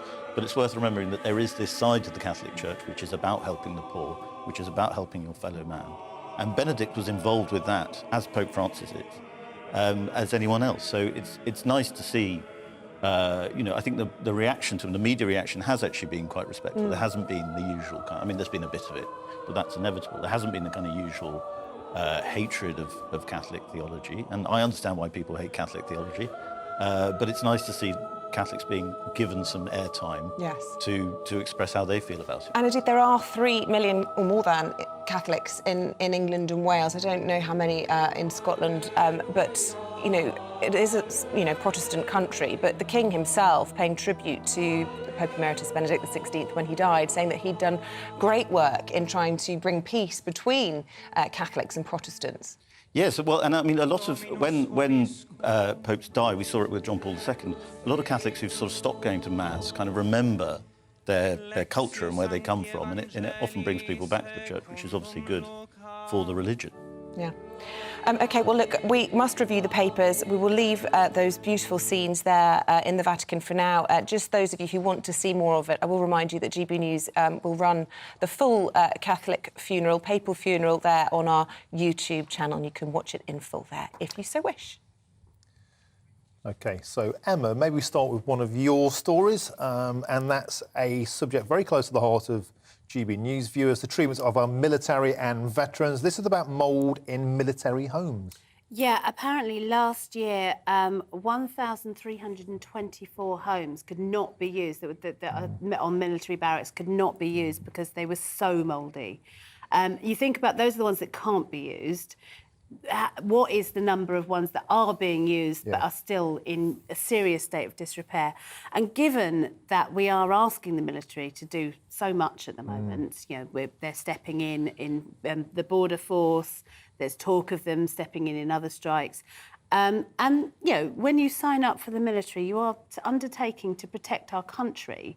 If we can't even protect those people at home, I think we're in a real problem. Yeah, and Freddie, this is certainly something that comes up a lot. We hear about veterans being given bad treatment in terms of hotels where they're moved out of. We have a bad problem with homelessness of veterans.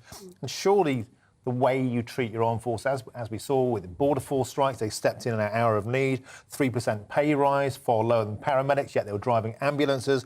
This is completely out of order if they can't even live in a hospitable and respectful manner. Well, we expect our army to do everything now. When you sign up to be a soldier, you don't sign up to stamp passports. Yeah, absolutely. And yet they've done that and done it pretty well. So, yes, we should treat our armed forces better. And I think the public appetite to do that is quite substantial.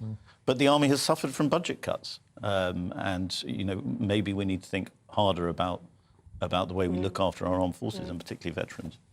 Freddie, another Telegraph story. This is on the front page about police losing interest in fraudsters, according to a top judge. Perhaps it's just too time-consuming. I think this is a huge story. Online fraud, particularly of older people, is shocking. The levels of statistics are terrifying.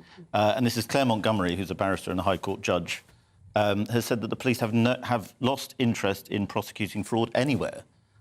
Which is true. You hear a lot of stories. I mean, I know my parents are sort of endlessly targeted by fraudsters, but on phone, and of course because they don't really understand tech.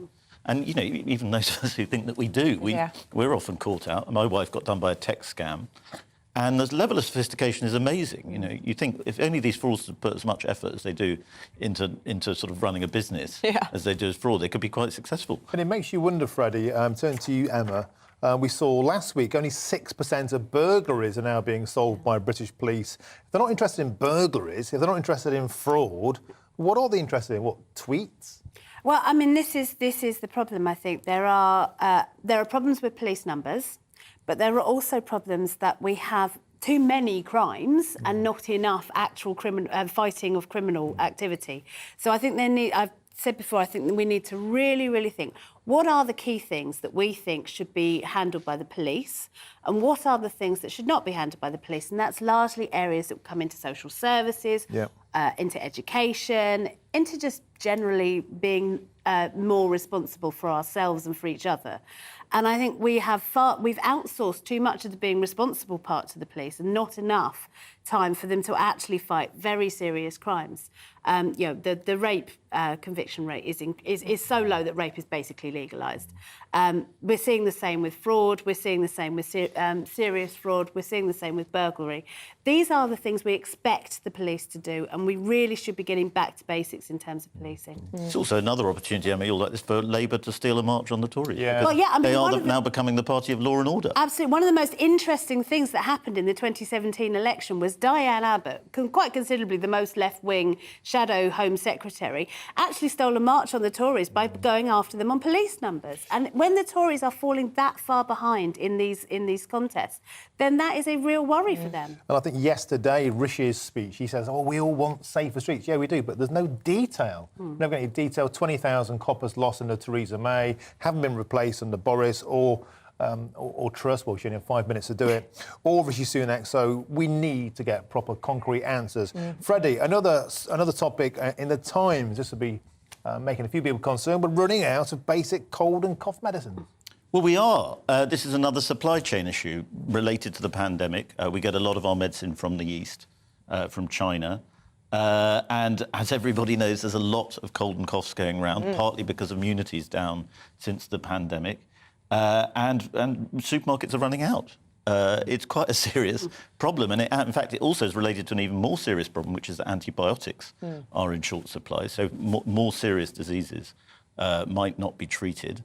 It's another. We live in this great globalised era where we can sort of export from everywhere all the time. Supply chains are incredibly sophisticated. But you do see when something gets broken, as it did during the pandemic, this can cause serious problems. Do we need domestic manufacturing of essential medical goods? I think there's a very good argument that we do. And I think it's heaping a lot of pressure on pharmacists at the moment. I mean, all we hear from central government is, put more work onto the pharmacists to relieve the pressure on the GPs. But every pharmacist that we've spoken to is incredibly stressed with people coming through their doors asking for stuff that they simply cannot get their hands on at the moment because of these supply chain issues. No, there have definitely been things. I mean, when I go to the chemist or even I go to the supermarket, there are just massive gaps where the things that you used to buy at this time of year every year used to be. And it is really worrying.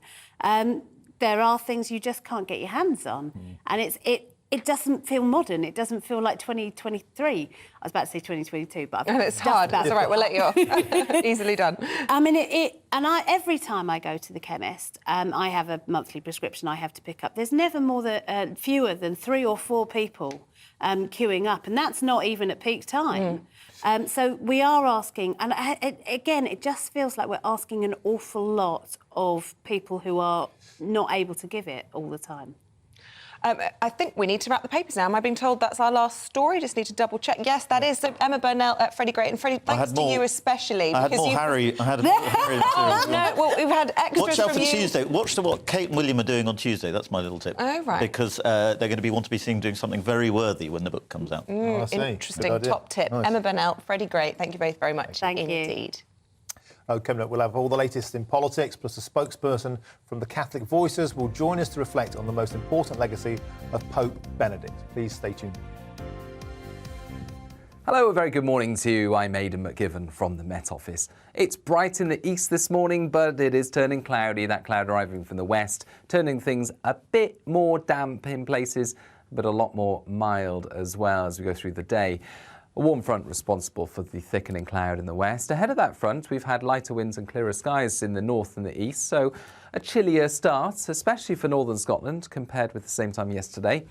But elsewhere across the UK, a mild start because we've got the cloud thickening. That cloud soon enough pushes across most of the UK. It's accompanied by some light and patchy outbreaks of rain or drizzle. Not much. I think some parts of the south will stay dry through the day, but the rain really peps up across western Scotland and Northern Ireland by the afternoon. Some heavy and persistent bursts under strengthening wind. The wind, though, coming from the south means that 12 to 14 Celsius is again a possibility in the south. with 5 to 6 Celsius confined to the northeast of Scotland. In the northeast of Scotland, the rain arrives by evening. It then pushes across England and Wales, mostly during the hours of darkness, I think, and by the early hours of tomorrow, it's clearing the southeast. Clearing to clear spells, but stronger winds pushing into Scotland. Blustery showers, gales around western coasts, 60, 70 mile per hour wind gusts as we wake up tomorrow morning. The showers last some time through the morning, I think, across northern Scotland. Eventually they become fewer and further between. 1 or 2 showers elsewhere across the UK, but for most, actually Friday is a gap between weather systems. The winds ease, it's largely dry and bright. Most places are going to escape the showers that will turn up eventually towards the west, and it's going to be another mild one, but not quite as mild. I think high single figures, low double figures. Friday night brings with it more rain, that rain clearing the east of England on Saturday morning, and that's followed by further showers on Saturday and Sunday, and temperatures a little lower.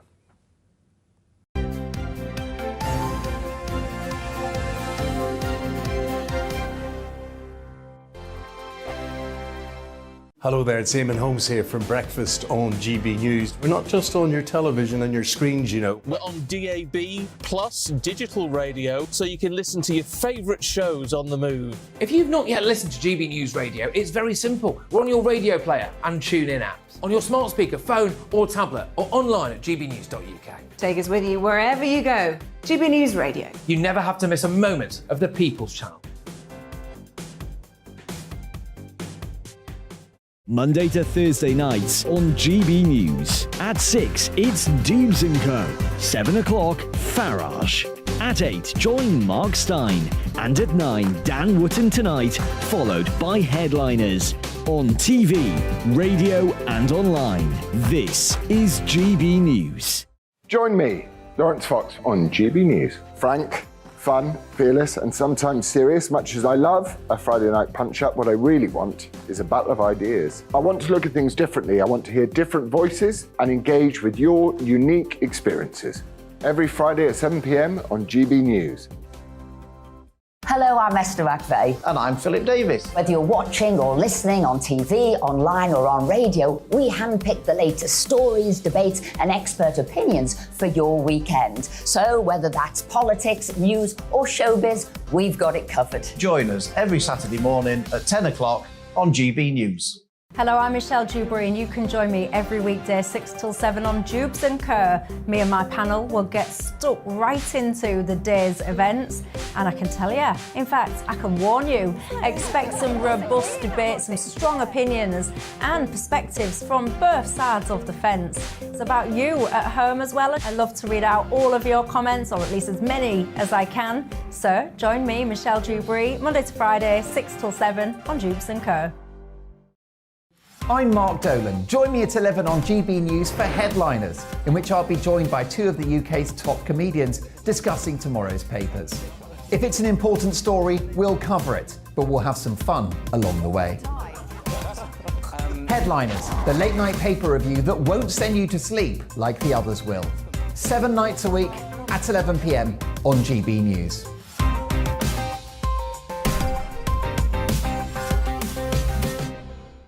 Monday to Thursday on GB News, it's Bev Turner Today from 10 a.m. We're going to be here for you, our GB News family, to keep you up to date, but also make you smile. The guy went from puberty to adultery. And I can't wait to bring a few of my own opinions. I have no time for cultural totalitarianism. We'll engage in passionate, but always polite debate, with your thoughts and opinions at the centre of it all. Only on GB News, the People's Channel, Britain's news channel. I'm Mark White. As GB News Home and Security Editor, I cover those key issues that are so important to you. Our authorities, our communities doing all they can to combat violent crime. With the public services under unbearable strain, why are we still failing to control our borders? Defence, the first priority of any government, has been continually hollowed out. Can we trust our politicians to protect the armed forces? Join me, Mark White, on GB News.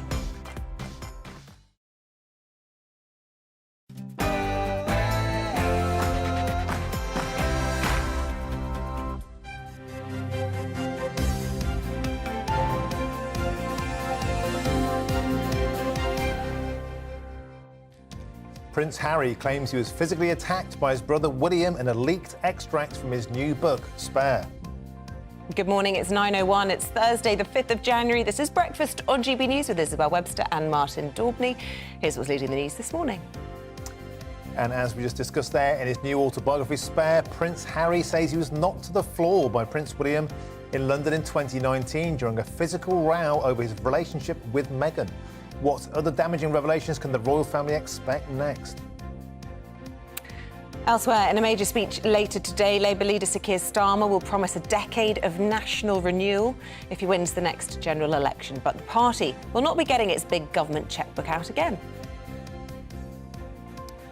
The funeral of Pope Emeritus Benedict XVI is taking place right now in the Vatican Square in Rome, presided over by his successor, Pope Francis. We'll have all the latest till 9:30, and you can watch the funeral live on the GB News YouTube channel all the way through the morning. So many views from you this morning on Prince Harry and his latest revelations. We'll try to reflect some of those during our next item, but keep those thoughts coming in. GB Views at gbnews.uk.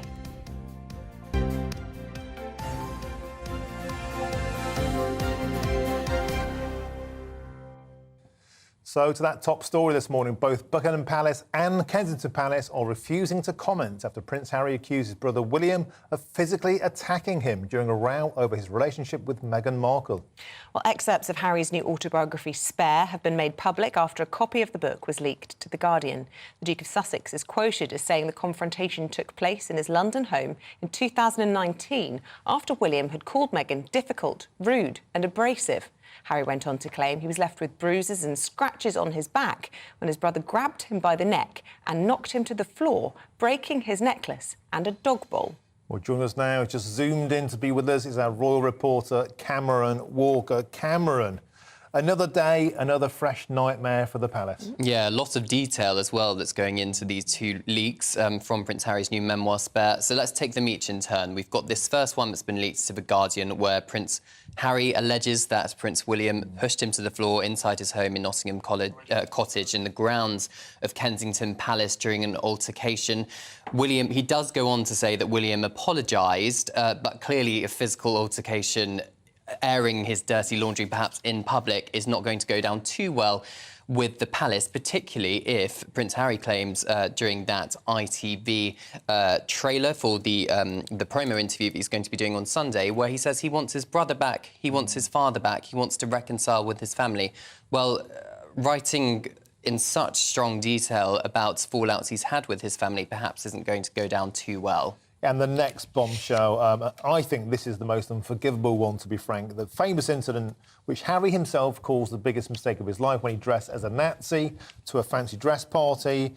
He's now claiming that Kate and William told him to wear this outfit. Will this guy ever take responsibility for anything he's ever done? Yes, so this appears to be another claim which has been leaked to Page 6, the US website, and Prince Harry claims that it was Will and Kate who suggested he wore that Nazi uniform. So apparently there were two options for this particular fancy dress party that Prince Harry could wear back in 2005, a pilot's uniform and a Nazi uniform. He rang up his brother William and Catherine, and they suggested he wore the Nazi uniform. He then did. A picture appeared on the front of The Sun, which clearly damaged his reputation. Some breaking news just whilst we've been talking to you, Cameron, and ITV have dropped their latest trailer for Tom Bradby's interview on Sunday night. In it, Tom is heard asking the Prince, "Wouldn't your brother say to you, Harry, how could you do this to me after everything we went through?" And Harry replies saying, "People don't seem to understand that the family were leaking stories about me." So interesting. I've just retweeted it. People want to have a look on my Twitter feed for now, and it's a bit tough to put that to you, and it's only just happened whilst we're speaking. But it goes to show he didn't necessarily get a soft ride from Tom Bradby. A lot of people were worried that he, because they were friends, because they had that special relationship, that he might not get some of the grilling that he possibly deserved. Indeed. I mean, Prince Harry's response is fairly telling. He said during the Netflix documentary series back in December that him and his brother William made a pact, a promise, that they would not go down the same route of their father's office, then Prince of Wales, where there was allegedly planting and leaking of stories between Prince Charles's office and Princess Diana's office. But Prince Harry appears to be heartbroken by the fact that what he says is William doing exactly the same thing that his father did with the planting and leaking of stories within Buckingham Palace to make more senior members of the royal family look better. And you're right, it was claimed that perhaps Tom Bradby, because he was a friend of Prince Harry, wouldn't give him much of a challenge with the claims he was making. But it appears there is going to be some challenge, unlike in the Oprah interview in 2021, where they were given a bit of a free ride. Although they did ask for the questions to be released in advance, I believe. Yeah, well, we've heard that. Yeah, we do understand that they were given guidance as to what kind of questions were going to be asked. But there's nothing to stop Tom Bradby asking a secondary follow-up question, depending on what the answer is that Prince Harry gives. A quick point I want to put to you from Karen, who's been in touch on GB Views. Quite simply, what is Harry actually trying to achieve? Well, it's an interesting question. I mean, clearly he's no longer a working member of the royal family. He no longer receives income from the sovereign grant or his father, King Charles. So he has to make his own money for what he says is security reasons. He needs to pay for his own security in the United States. So by doing this Netflix documentary series, by doing, well, Meghan doing the Spotify series, this 4-book deal that we've got, millions of dollars we're talking here, he is making that kind of money. But capitalising on his relationship with the royal family, or his former relationship perhaps with the royal family, can only go so far. And I'm sure at some point the British public, the American public, and indeed the media, I think, will grow tired of the same old complaints. Okay. Cameron Walker, good to get your analysis. Thank you very much indeed. Let's turn now to the royal commentator, Jenny Bond, who joins us on the line this morning with her thoughts. Good morning to you, Jenny. Goodness me, we thought that this autobiography was being kept under lock and key. And here we are this morning getting all of these details ahead of release on Tuesday. Yeah, a big scoop for The Guardian, this. Goodness knows how they broke through all of that security, but they did. And presumably they have been speed reading it over the last few hours. And this is the plum piece of information they've come up with. Well, actually, if this is the very worst, that there was fisticuffs between two rather immature boys, now grown men, it's not that bad, actually, is it? But for me, the saddest thing is the line saying that at Prince Philip's funeral, Charles stood there at his father's funeral and looked at his sons and looked up, it says in the book, at their flushed faces and said, "Please, boys, don't make my final years a misery." And I think that's terribly telling and sad. It's almost Shakespearean tragedy, you know, elderly king saying to his sons, "Please just cool it, will you?" But they won't, I don't think. This is not going to make it any better. But I think we should remember this is one side of the story. And as the Queen so famously said, recollections may vary. But Jenny, don't you think this latest revelation that's just come out a matter of hours ago, the allegation that William and Kate told him to wear the Nazi uniform, which was a huge shadow cast of the royal family at the time, that's a pretty bad hospital tackle to hand to your brother? It is. He said, she said, who knows? Will that bring William out to respond? It might, possibly. I don't know if Harry's telling the truth. It's definitely his truth. But again, I think we are seeing one side of the story, and in this spat, these fisticuffs that they had in the kitchen of Nottingham Cottage, again, we really do need to know William's side of it. Did Harry say something to provoke William to put his hands on Harry? They're both very, very protective of their wives. William had accused Meghan of being abrasive, difficult and rude. Did Harry then say something about Catherine? I don't know.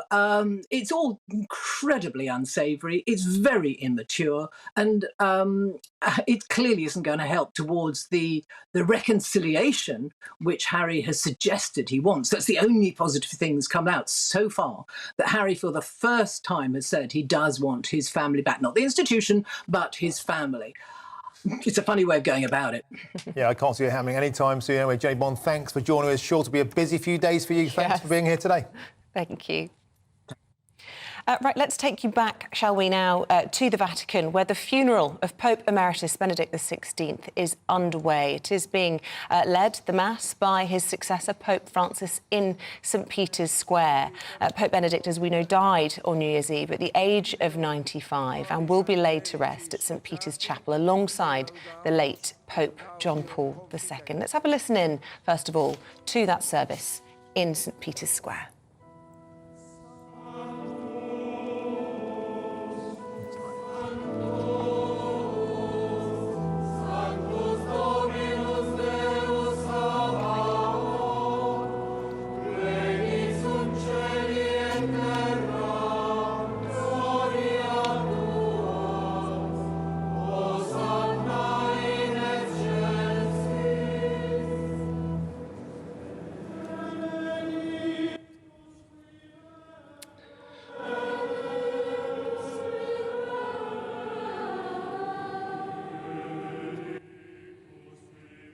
Well, among the crowds there in St Peter's Square attending the funeral is Cardinal Vincent Nicholl, the leader of the Catholic Church here in the UK. And he, of course, usually based at Westminster Cathedral, where Ellie is joining us this morning, Ellie Costello. An incredibly sombre moment for the very many British Catholics, as well as Catholics all around the world. Yes, good morning to you both from Westminster Cathedral, where inside a number of people are lighting candles and saying a prayer for the soul of Pope Benedict, who died on New Year's Eve at the age of 95. But the thoughts are right now in Rome, in the Vatican, in St Peter's Square, where this really reflective, very peaceful, beautiful service is taking place right now. A full Catholic Requiem Mass, many parts in Latin, as Pope Benedict had so hoped for. There was actual gentle applause as Pope Benedict's coffin was carried down the steps into St Peter's Square, just showing the love that the crowds there had for Pope Benedict XVI. He did lead the Catholic Church for almost 10 years. He resigned spectacularly almost 10 years ago in 2013. He's lived in the Vatican ever since, which is controversial of itself, but there is still so much love for him, which is so evident to see in the scenes in St Peter's Square right now. Many people saying the rosary, clutching at their rosary beads throughout the Mass right now. I think it is worth pointing out how forlorn Pope Francis looks presiding over this funeral. That in itself is a historic moment for the Catholic Church, a current Pope presiding over the funeral of his predecessor. But he does look sombre, and he looks as though he is a man in grieving. They did strike up a great friendship, living side by side in the Vatican together, something that we saw in that film, The Two Popes. And it will be very interesting to see now how Pope Francis leads the Catholic Church without the leadership and the friendship of Pope Benedict XVI. But this is a very peaceful, very reflective and immensely moving service taking place in St Peter's Square right now, which will be watched by millions all around the globe. OK, Ellie Costello, thank you very much indeed. And we'll just leave you with those pictures there of the Eucharist taking place during that Catholic Mass to celebrate the life and enormous contribution of Pope Emeritus Benedict XVI.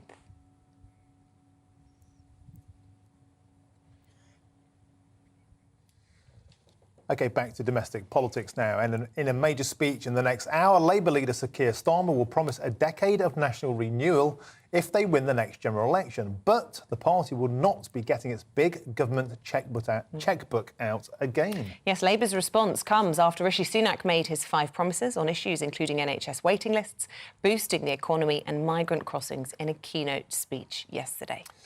The question for both Keir Starmer and Rishi Sunak is how deliverable will these pledges be? Well, GB News economics and business editor Liam Halligan joins us now. So, Liam, let's go through the points on the economy first. Halving inflation, growing the economy, cutting national debt. Is that possible? It is possible, and it's almost certain that it will happen. Rather than testing himself and setting himself up for failure, I think with these tests, and this isn't a partisan point, Rishi Sunak's almost guaranteeing his own success in his own terms. You know, for instance, you know, the most commentators, including me, think that inflation by the end of this year will be at least half of where it was. The fall will be that considerable, down from about 10, 11% to 5 or 6%. That's almost an arithmetic inevitability. And Rishi Sunak says he wants to have national debt falling as a share of GDP. But then if you drill down into that pledge, not what he said in the speech, as Tom Harwood and I did yesterday, it turns out that's within 5 years. Right. Well, even the Bank of England and the Budget of Office Responsibility, at their most gloomy, think that debt will be falling as a share of GDP within the next 5 years. So I don't think there's much here in terms of, putting his neck on the line and saying, I'm really going to go the extra mile here. I suppose what's interesting, a lot of commentators are making the comparison that both Rishi Sunak and today we're expecting Sir Keir Starmer to really be battling it out for the centre ground. And this announcement that we're getting on the front of the Telegraph this morning about how they're no longer the party of big spending will be really interesting. It will be. I mean, Rachel Reeves is very careful to say, I don't make unfunded spending pledges. Taxation is already at a 70-year high as a share of GDP, so I think even quite moderate voters, they might not say it to their friends, but they'd be quite alarmed if the government was going to get even bigger and the tax burden was going to become even bigger. I think listening to Rishi Sunak yesterday, I was transported back to the mid-1990s when I was a young political reporter watching Tony Blair, when Labour brought out their 5-point pledge card, which is a very effective campaigning tool. But the 5 pledges for Labour at the time were genuinely revolutionary.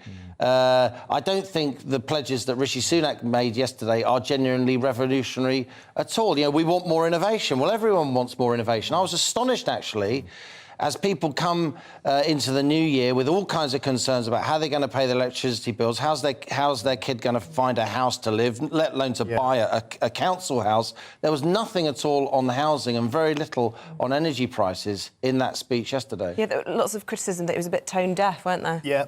And one thing I wanted to ask you, because I saw you wrestling with this topic on Nigel's show last night. Why is it that energy prices, in terms of crude and gas, are at pre-Ukraine war prices, yet we're still paying through the nose? When are prices going to come down? I mean, I think the media should be absolutely fixated on this question, with all respect, rather than, well, whatever.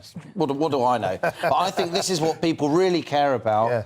They go to fill up their car or van with diesel, and diesel now is, £1.74, £1.75. All right, it was up at £2 a litre in July, but it's £1.74, £1.75. Before the war in Ukraine, it was more like £1.50. But now oil prices are below where they were before the war in Ukraine. Wholesale gas prices, Martin, they're not just lower than they were before the war in Ukraine in February 2022. I've just looked them up. On wholesale markets, gas prices are now lower than any time since October 2021, and yet our electricity bills are going absolutely nuts. Why? Because so much electricity we get from gas. That's the reason. Yet, if gas prices have fallen so much, why are electricity prices so incredibly high? The electricity providers will say they buy energy on the forward markets and so on. But it always seems to me that when wholesale prices for gas and oil go up, retail prices, what we have to pay, go up immediately. But when they come down, then retail prices take a long time to fall. Up like a rocket, down like a feather. And I think this is where the media should be focused, because this is what really matters to ordinary people at the moment, trying to make ends meet. And I'd like to see our political leaders talking about this rather than, frankly, quite airy-fairy promises about the future. On that, I think we can all agree. Thank you, Eamonn. Now, stay with us. 2 actors from the 1968 film adaptation of Romeo and Juliet are suing Paramount for $500 million. Find out why after this.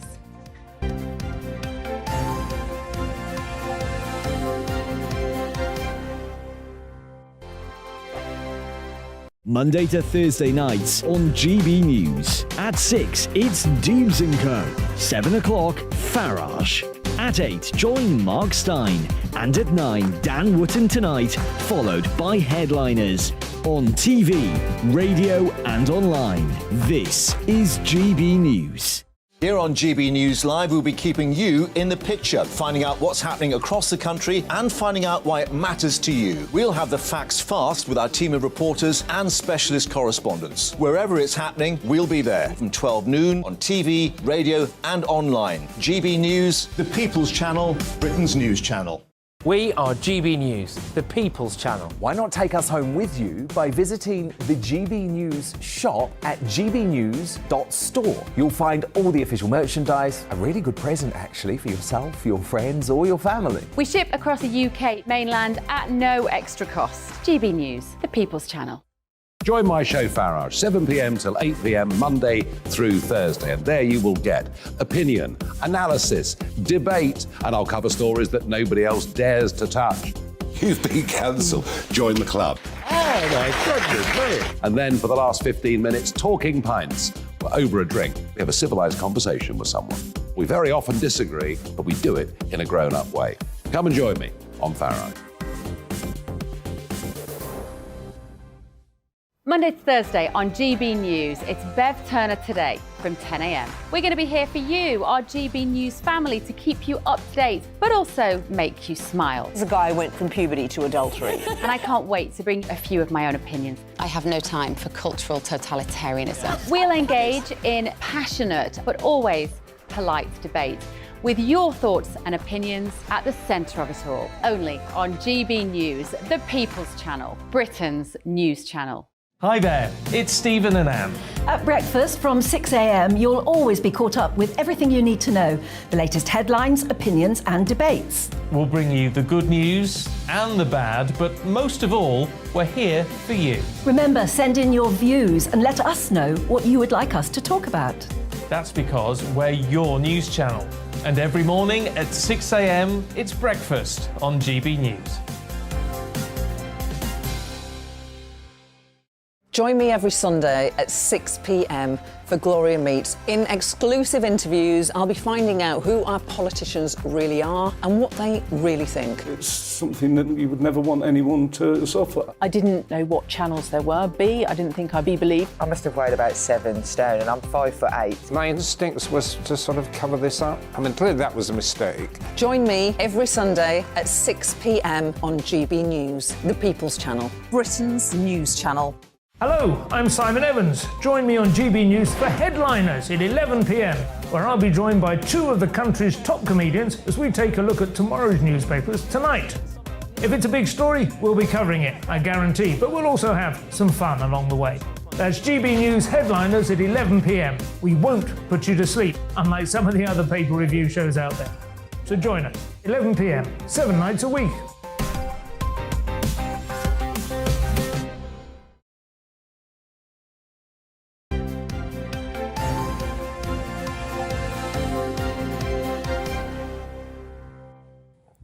Welcome back. Well, stars of the 1968 film adaptation of Romeo and Juliet are suing Paramount for a record $500 million for allegedly forcing them into a sex scene. Yeah, it's a serious issue. The actors Olivia Hussey and Leonard Whiting were just 15 and 16 years old when they shot the controversial scenes, and they've now claimed that they were filmed in the nude without their knowledge or consent. Well, let's get into the views now of our showbiz reporter, Steph Tecci, and we're also joined by filmmaker and actor Joseph Archer. Welcome to both of you. So, Steph, the first burning question is, why now? This is a very long ago historic complaint. Yeah, well, it's been 55 years since the film was released, and luckily for the complainants, last week there was a temporary suspension of the Californian law for the statute of limitations for child abuse. So usually cases like this cannot come to the court unless it's within 3 years. But now that that was temporarily suspended before New Year's Eve, historic cases have been able to come to the courts. And what's the mood in showbiz land about this? Because it's a serious topic. Is it something that people are willing on? It's a good thing? Well, you know, the length of time that has been left is quite questionable. But also the fact that Olivia Hussings has, in previous interviews, she's actually supported that nude scene. So people are saying, why have you vocally gone in interviews to support the scene and now you're trying to backtrack it? And also the director who they're bringing this case against died in 2019, so he's not here to defend himself. So it kind of makes it a very one-sided case at the moment. I want to bring in Joseph Archer for his perspective on all of this as a filmmaker and actor. I know that you've used what are called intimacy coordinators in your films, and you really do feel they are essential in the modern era, not least in your acting experience when you've felt pressured to do things that you haven't wanted to do. Yeah, it is essential. And what's amazing is it was only really 2018 that people started talking about this and setting guidelines for intimacy scenes.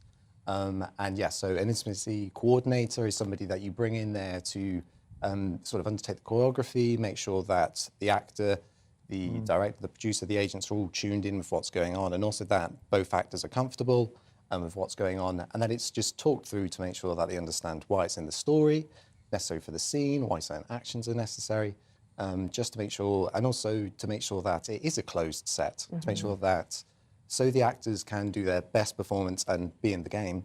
That's, yeah. Well, look, Joseph Archer and Stephanie Tetchy, I'm sorry we've had to make that so short this morning. Lots of breaking news has been around, but really interesting to get your perspectives on this incredibly interesting story. Thank you both very much indeed. That's it from me and Martin, our last show together for a while. The big guy, Eamonn, will be back on Monday with me, and you'll be back with Ellie tomorrow. So, yeah, see you then.